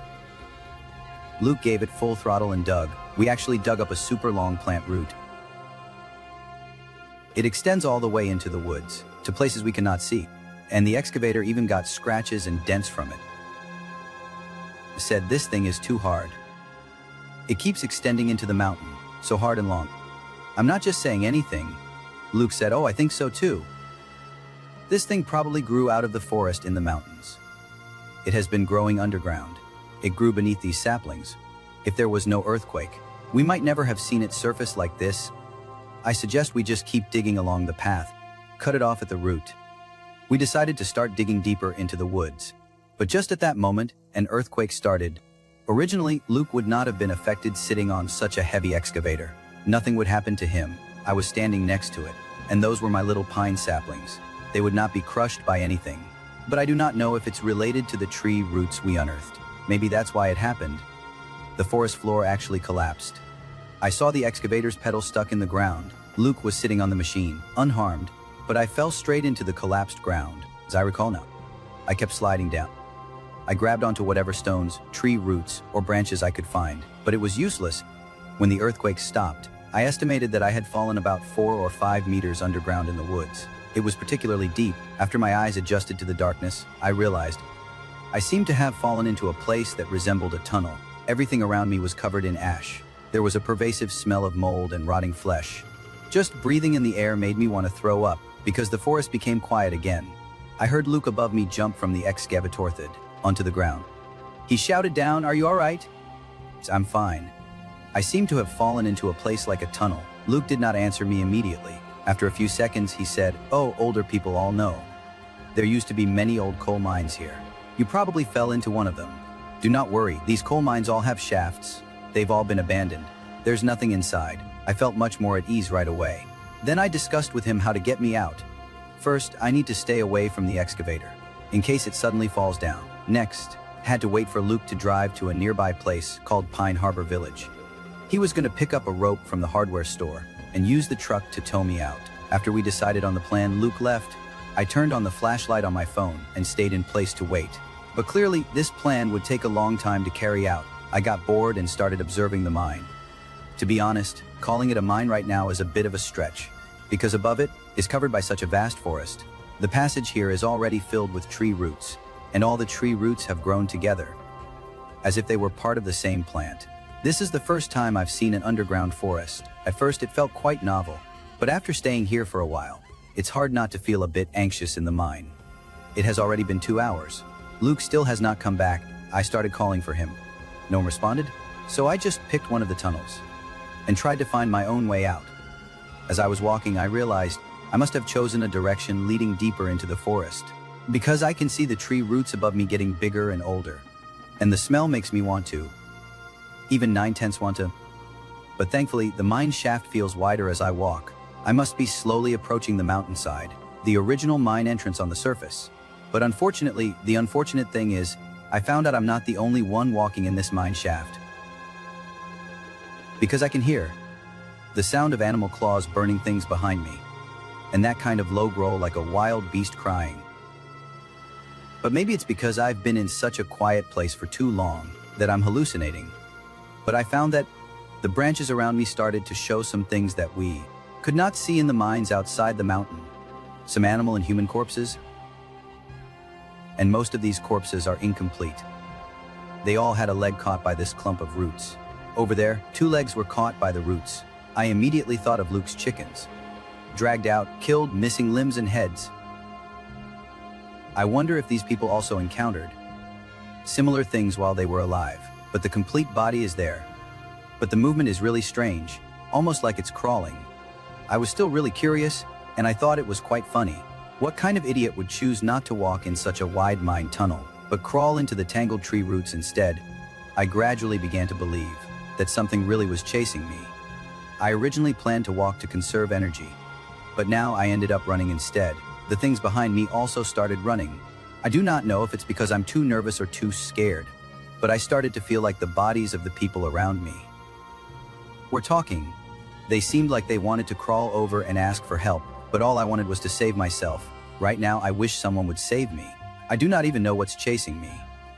Thinking about it, I really could not resist taking a quick glance back. What could it possibly be chasing me? Now that I think back on it, I really regret looking back like that at the time. Do you guys know about the Rat King? Simply put, it's when the tails of several rats get tangled together, so we cannot act individually. It's a mass movement. Whichever rat is stronger, the others will shift slightly in that direction, because if one of the rats dies, its tail will still be dragged along by the living rats. So wherever they go, they spread all kinds of viruses, bacteria, and even a plague-like mixture. What I saw could also be described as a mixture. It was something that I could not tell what kind of beast it originally was. Its body was covered with tree roots, branches, stones, dirt, animal and human limbs and bones. It kept crawling toward me. You could say that the thing had faces of all kinds of creatures on its body, poultry, beasts. There are also some animals in the mountains and forests that I cannot recognize, because the rotten meat and skeletons are stuck together with branches and dirt, wrapped around this animal's body. I cannot even tell what kind of beast it originally was. I also do not know how its limbs could support such a large mass on its body. But when it cannot run anymore, he would crouch down and lie flat. Then he would roll towards me. It seems like he's already very familiar with the way of living in this abandoned mine. When I saw that thing, I was so scared my legs went weak. I did not know how much longer I could run. Would I soon become a part of him too?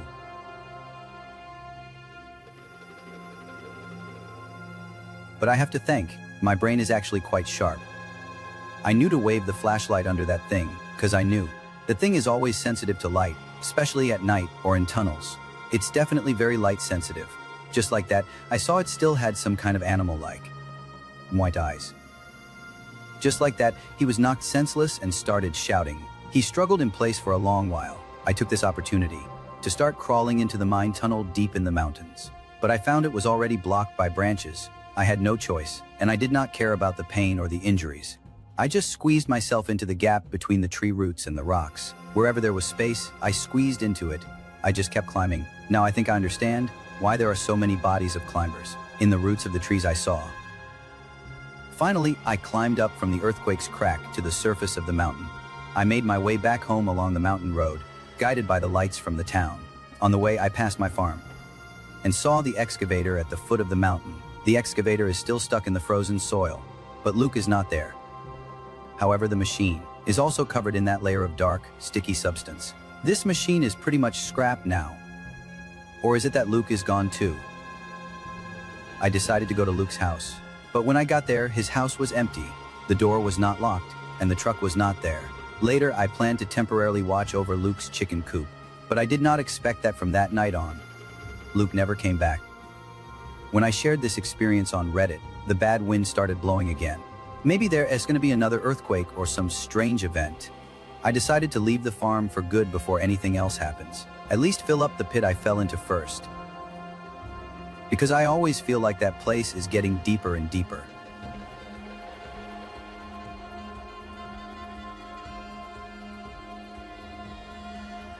I work at a gas station in a rural area in Pennsylvania. Working at the gas station is actually pretty dull, but the work is simple and the pay is good. A few weeks ago, a new guy named Jeremy started. That meant I had even less time for my shifts. Becomes much easier. But this Jeremy is quite strange. He's probably around 25 or 26 years old. He barely talks, but when he smiles, it's really scary. His laugh and his expression both make you feel creeped out. At least my boss and I thought. His smile was unsettling, but it was not a big deal. As long as he did not smile in front of clients, we did not mind. After all, no clients had complained about him, and he'd always done his job well, diligently and conscientiously. Until recently, my boss and I started to feel that there was something off about Jeremy. At first, it was because of the missing motor oil. The staff at the gas station had been stealing things while on duty. It had always been a tricky and common problem, especially during the night shift. Plus, we always worked solo during our shifts. So if Jeremy wanted to steal the motor oil, it would be too easy. But if it really was him who stole it, that's a bit too bold, is not it? Because at first, it was just a few small containers of oil that went missing. Later, the warehouse shelves and boxes were all gone. Towards the end, it was outright robbery. The oil that was just delivered yesterday was all gone the next day. Every time something went missing, it was after his shift. The boss could not possibly suspect that I stole it, could he? So my boss started reviewing the security footage from every night Jeremy worked the night shift. But he watched it several times and still could not find any clues. Before Jeremy closed up and left the gas station, everything was fine. After he left, the next day, we found the engine oil was missing. We investigated for several days but found nothing. It just so happened that the boss's daughter was in a softball game last night, so he gave me the videotape he originally planned to take home. To watch, he asked me to take it back and check it. Of course, there's overtime pay. Such a kind boss. I just want to ask everyone in front of the screen, are you guys not able to find? Then I definitely accepted. Anyway, I had nothing to do at home, so I took home the 3 tapes the boss gave me. Mainly, I wanted to earn more expenses before my holiday. I should not let this money go to waste. For this, I even specially found my long-unused player. 3 tapes were checked together. Here is the content of the tapes. 2 days ago, 4 p.m. was also Jeremy's last shift. He arrived at the gas station to start working. He was busy with various tasks, all in good order. Everything was normal. He tapped the drawer. I handed over to the girl from the previous shift. Then I started waiting for customers to come for fuel or to buy something. The first customer came in at 4:03. It was Mrs. Dumpton, a regular at the gas station. She spent $20 on a newspaper and some cigarettes, then left. Nothing unusual. The second one to come in was a young man from the local countryside, named Ron. He often revs up his motorcycle and rides around. He comes by every few days. He fills up the tank of his motorcycle. Then he buys a bag of beef jerky. He pays with a card. He revs up and leaves. Next, there's someone I do not recognize, probably a new customer. Wearing a cowboy hat, he bought 40 yuan worth of diesel and then left. Whoa, watching the surveillance footage is really boring. I almost wanted to give up, but then I remembered. The boss reminded me to pay attention to the details. Jeremy knows we were suspicious of him, so he definitely would not do anything obvious in front of the camera. I think so. She kept watching carefully. She watched the surveillance and saw that it was 5 o'clock. That is, from 5 o'clock onwards. The content in the surveillance footage became a little strange. 12:03. Mrs. Dumpton appeared again. Has not she been here already? But I was wrong. What I saw was her buying another pack of cigarettes on the surveillance. She also bought another newspaper. She gave 20 yuan. It was exactly the same as before. Then Ron showed up again. This time he added a can of motorcycle fuel. He also bought beef jerky. He also paid with a card. But maybe Templeton is forgetful. Ron has more than one Harley, right? But I'm thinking, that guy in the cowboy hat is back. And he bought another $40 worth of diesel. Even his movements entering and exiting are exactly the same. The next recording is an hour later. These customers will all repeat their actions from just now. 603 703 803 and so on. I know everyone hearing this will think it must be Jeremy trying to steal something and tampering with the footage, repeating the first hour of surveillance video over and over and over again. So if that's the case, did not the boss notice this a few days ago? The surveillance footage, it can capture the sun setting slowly outside the window. It can also capture Jeremy constantly sweeping and mopping the floor. The restocking tasks he does are never the same. Not a single one is repeated. He keeps coming in again and again and again. I was both amazed and a little scared. I fast-forwarded to the part where he locks the door and drives home. Even after he finished work, there was still a full case of motor oil. I quickly rewound to see if I missed something. 12:03. Jeremy's head suddenly appeared in the frame. It flashed for a moment. It's not like someone peeked from outside the surveillance camera. No, in the previous frame, the store was empty. Suddenly, he appeared in the store. Then, in the next frame, he was gone. What's even creepier is that in the footage, you can see him smiling directly at the camera. It was that kind of smile that makes your skin crawl. I saw it and instinctively reached for my remote control. But before I could grab it, the person was already gone from the camera. In an instant, he appeared again, in another angle of the surveillance footage, standing in a position behind the cash register, slightly off to the side, continuing to count money and work. After I grabbed the remote, I rewound to 12:03. But I just saw him there a moment ago. He's gone in that frame. But it's not just him that disappeared. There's also the engine oil on the shelf. I mean, in the previous frame, the oil was still there. In the next frame, the oil just vanished into thin air. To be honest, I was a little scared. I closed the player and wanted to sleep, but my mind is still filled with memories. How did he do it? How did he steal the engine oil? Is he even human? The more I think about it, the scarier it gets, and in just a few hours, I have to go for the early shift. How am I going to explain this to my boss? And just thinking about tonight, Jeremy's night shift was right behind mine. I had to hand over to him. Just thinking about it now terrifies me. Maybe I should confess to the boss. Tell him straight what I saw and show him the recording, but I cannot bring myself to watch it again. Should I just leave the boss and review that tape myself? Whatever, I decided to get some sleep first. How will this problem be solved tomorrow? I will keep updating the post for everyone. Now here is the update content of the post. Dated 2:49 p.m. I showed that tape to my boss. It's the part at 12:03. My boss was also shocked. Jeremy is scheduled to come to work at 4 p.m. We still have over an hour. Let's think about what to do before he arrives. The boss made me guess all sorts of possibilities. Jeremy might be a psychopath. Or maybe he's just pretending to be weird, but actually very good at stealing things. Otherwise, how could he make the perfectly good security footage look like it's in a time loop? What does that smile of his mean? Is he showing off his ability to steal things? I'll update the post again in a moment. Both the boss and I are completely panicked right now. Updated content at 4:33 p.m. Jeremy has not come to work, and we cannot get in touch with him at all. No matter how many times we call, he does not answer. We're getting ready to call the police. Update at 5:33 p.m. Jeremy did not come to work, and we cannot reach him at all. No matter how many times we call, he does not answer. We're getting ready to call the police. Date at 6:33 p.m. Jeremy did not come to work, and we cannot get in touch with him at all. No matter how many times we call, he does not answer. We're preparing to report it to the police. Date at 7:33 p.m. Jeremy did not come to work, and we cannot get in touch with him at all. No matter how many times we call, he does not answer. We're going to call the police. Update at 8:33 p.m.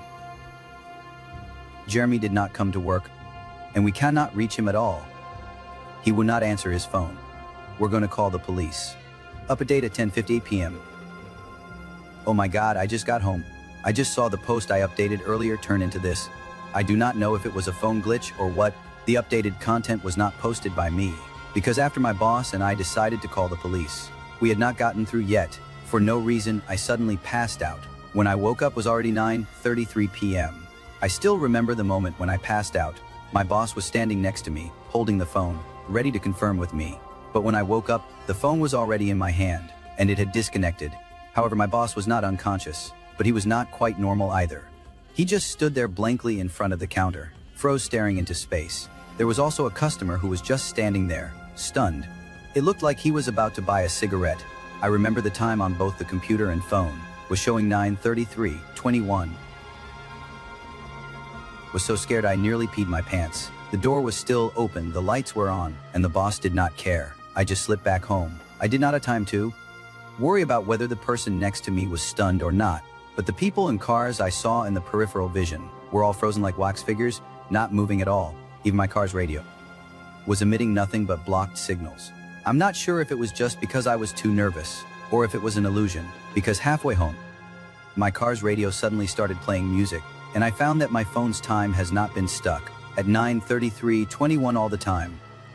Do you think it's possible that Jeremy attacked me and knocked me out? So maybe, because of brain damage or something, I started having these hallucinations. Maybe the posts from a few hours ago were secretly posted by him using my phone. It's just being mysterious. 10:33 this morning, the last update to the post. I was quite scared last night. Finally, I fell asleep around 4:30 this morning. But I did not rest for long. My boss called me around 6 o'clock.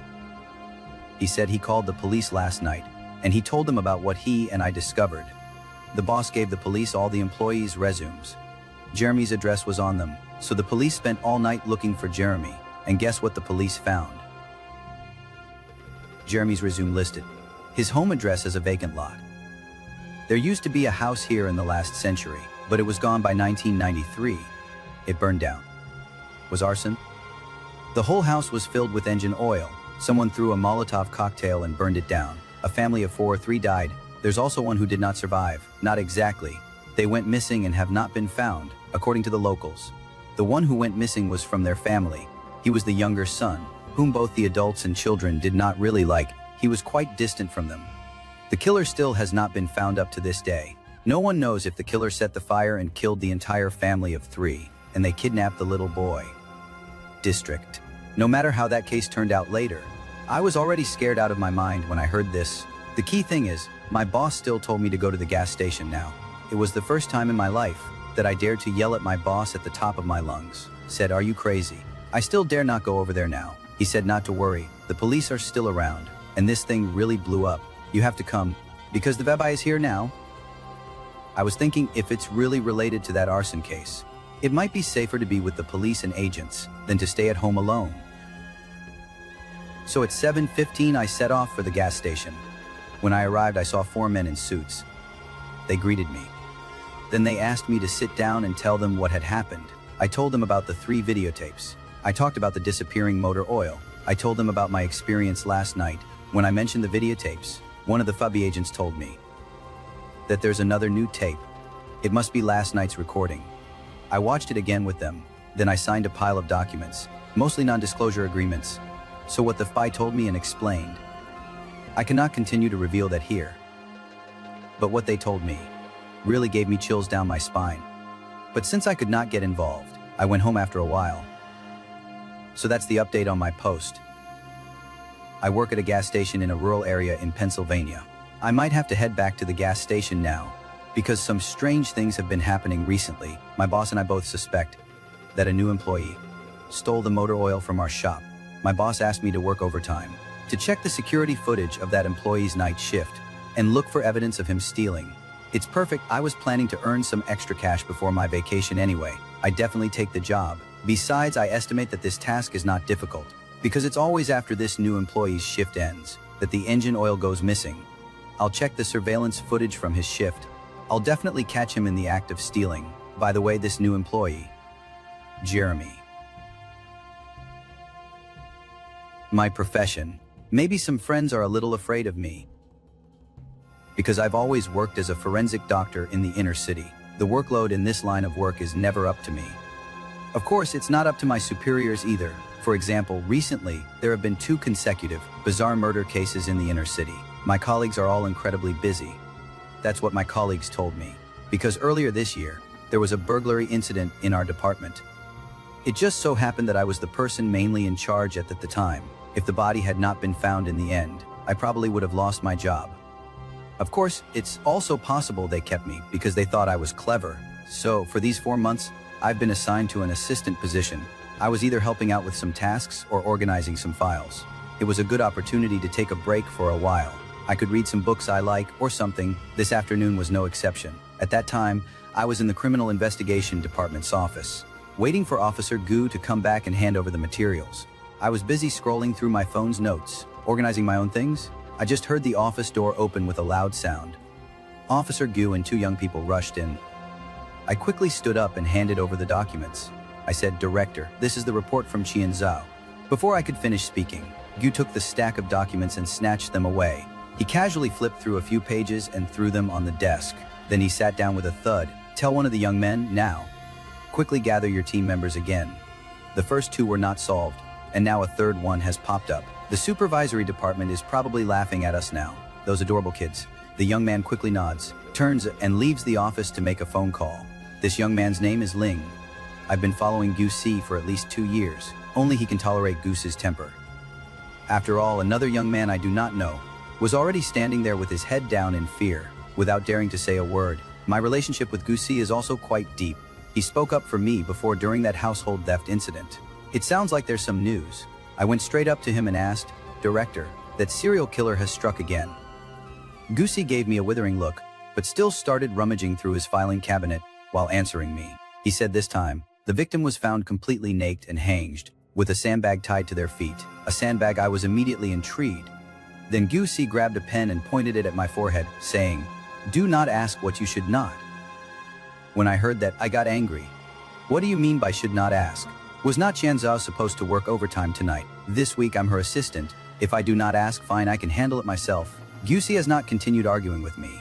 Before I knew it, Linky had already finished the call and returned. With a serious and regretful expression, he spoke to his leader. The director said, "I've already informed them, but they're still at the scene of the island case.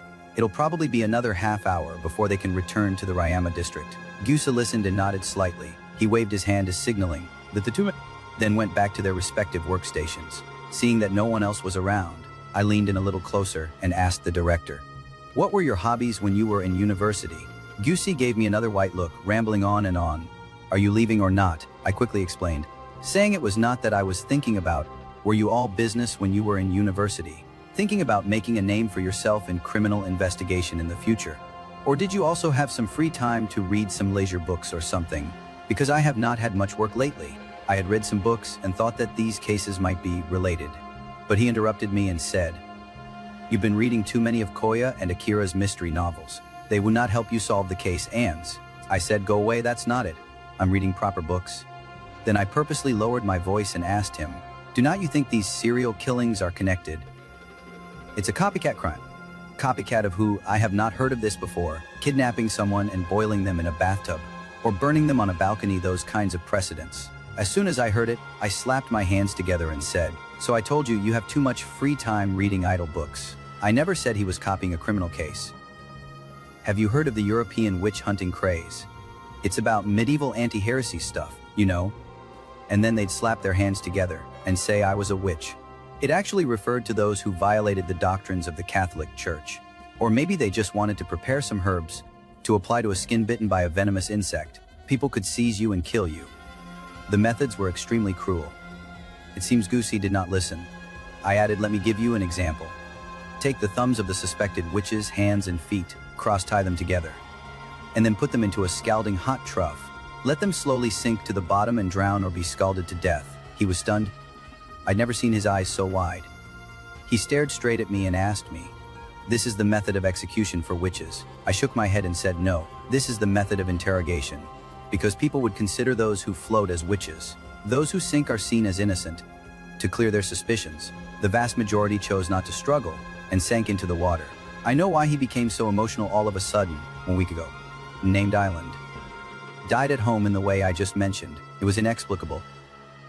But it was not in the sink, it was in his bathtub when he was found. The entire bathroom was soaked with dark red and black boiling water, because his chest was deeply slashed with a cross by a sharp object. I noticed that not only the old monk was interested, but the two young men beside him were also secretly leaning in to listen. I cleared my throat and continued speaking. If you go through some old British books, you'll find the things recorded inside are much more outrageous than you can imagine. For example, those people who interrogated the witches I just mentioned, some of them also suffered retribution. According to the book, they were burned to death by invisible hellfire. The old monk could not sit still anymore. He stood up from his seat, stared at me, and said, "Are you talking about the second case? 3 days ago, in a residential area of Bunkyo Ward, a charred body was discovered. The body was curled up with both hands clenched into fists. If it were not for the witness's testimony, it would have been impossible to tell that this was the body of a young woman. But the most outrageous part is the witness's testimony. The witness claims the woman was standing on the balcony. Suddenly, I was hit by something like an arrow or a javelin. Then I started wildly flailing and struggling against the air. Finally, I slowly became burning hot, black, and rotten. Then I went still. It was as if I had been burned to death by an invisible fire. Where were you watching all this?" When Gussie asked me this question, his tone was not urgent or harsh. But he stood up so tall. It made me feel his question was rather intimidating. Answered honestly, I said, "You can check the library or bookstore. Books on medieval history, both official and unofficial histories. Anna." Then he beckoned to the young man I did not recognize and said, "Kosaka, also tell us about the on-site record of today's case." The young man hesitated for a moment. He obediently flipped through his notebook and complied. "The victim's name is Takako Enda, at the Shintomic apartment in Stu Ward. Her occupation was translator." Kataraji interrupted Kosaka. He scolded him, saying, "Just state the cause of death." The young man quickly turned to the next page and said, "The deceased was completely naked and thrown out of the 7th floor window of their residence. A sandbag weighing about 30 kilograms was tied to their feet. After falling from a height of 15 meters, they suddenly stopped. They were suspended near the 2nd floor of the apartment." The old monk tilted his chin and said, "What about this? Is there an explanation? Witch hunting?" I smiled confidently and said, "Of course there is. It was just a failed imitation of a crime. Because the execution of witches in the Middle Ages was not as simple as just hanging them after being thrown from a high place. The heavy weights on their legs would tear them apart. The main issue was that the place she fell was too low. Otherwise, she would have already been torn in half." After hearing this, the old monk's eyes widened even more. "Immediately give the order for Kosaka and Zirozaki to come over. Your new task. He keeps muttering something about me from time to time. Looks like it's worth speaking up for you after all. Next time we go for yakitori, let me pick a more expensive place or something." But this time, it was finally my turn to interrupt him. I said, "Hey, director. I have not gotten to the main point yet." Gusai and his two little henchmen turned around. I asked, "Over the years, have you encountered any paranormal cases?" "Even paranormal activity is just people pretending to be supernatural," insisted. I asked again, "Then have you heard of grave robbers?" This time, all three of them were silent. I asked, "Do you remember what I just told you? What executioners of witch hunters? They will face retribution, be burned to death. The book says, it's not their fellow hunters nor anyone else who kills them. It's the witches who crawl out of their graves. That is, the witches who died at their hands. Wherever executioners appear, there will always be empty graves and the missing bodies of witches. These missing bodies are called grave diggers." However, the ancient temple was not happy to hear that, said, "Fine, fine, but this is a bit too far. Can a corpse really get up on its own? Then tell me, why have there been missing bodies everywhere recently?" At this point, he was also stunned. She showed that look of surprise again. She slowly looked at me. I nodded and said, was not it just found?" Gussie cursed quietly. He turned to Ryozaki and said, "Go get the file for the Kento case. Kobayashi, the new guy, probably does not know where it is. Kento, the body that disappeared from our custody, the one that almost cost me my job." Zirozaki truly is a worthy disciple of Koder Temple. He's completely mastered their efficient and decisive style of work. Flash. He found a copy of the file. When he handed a few copies to Kosaka, he also did not forget to introduce that Kento was the victim in a physical altercation 4 months ago. with his own steroid dealer. He was his own steroid dealer. They got into an argument during the transaction, and he was stabbed in a vital area and died on the spot. But the body was already handed over to the forensic examiner, and then suddenly disappeared. He said this while pointing at me. I had no choice but to self-deprecatingly point at myself. Kobayashi also began flipping through the files page by page. At the same time, he asked Zurozaki how they had eventually found it, in the lake in the Okutama Woods in western Tokyo. There is a small lake called Kansai Numa. It was found inside. What's strange is that it had gone through such a hot summer, swelling or decay. The skin was exactly as it would be immediately after death. Even the scar from the stab wound on his chest looked brand new. The Kosaka seems... The four of us did not say a word, but we all seemed to accept a strange, paranormal yet unbelievable event. Kento is the grave robber who started the witch hunt. He's the one who roams Tokyo, committing crimes. A reanimated The whole office was filled only with the sounds of papers being shuffled and muttering while reading documents. Until Kosaka, trembling, said, See, Chief. The old monk really does not hold back. Just says, spit it out if you've got something to say. Director, the 11 witnesses of the Kondo case are as follows.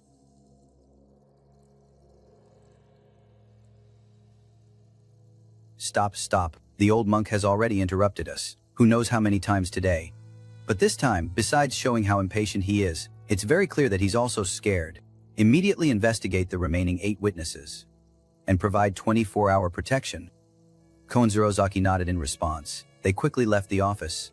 Kudera also took out his cigarette case and lighter and walked toward the balcony. Then I was the only one left in the office. I watched Kudera leave with a visibly unsettled expression. I could not help but find it a little funny. So even detectives are afraid of ghosts. Wait, no. So this is what detectives look like when they're scared. As I kept thinking about it, I walked out of the office and decided to head back. I walked while pulling out my phone again to open the Notes app. I crossed out the name of Enya Takako from the list. There are 8 left. I muttered to myself as I left the police station.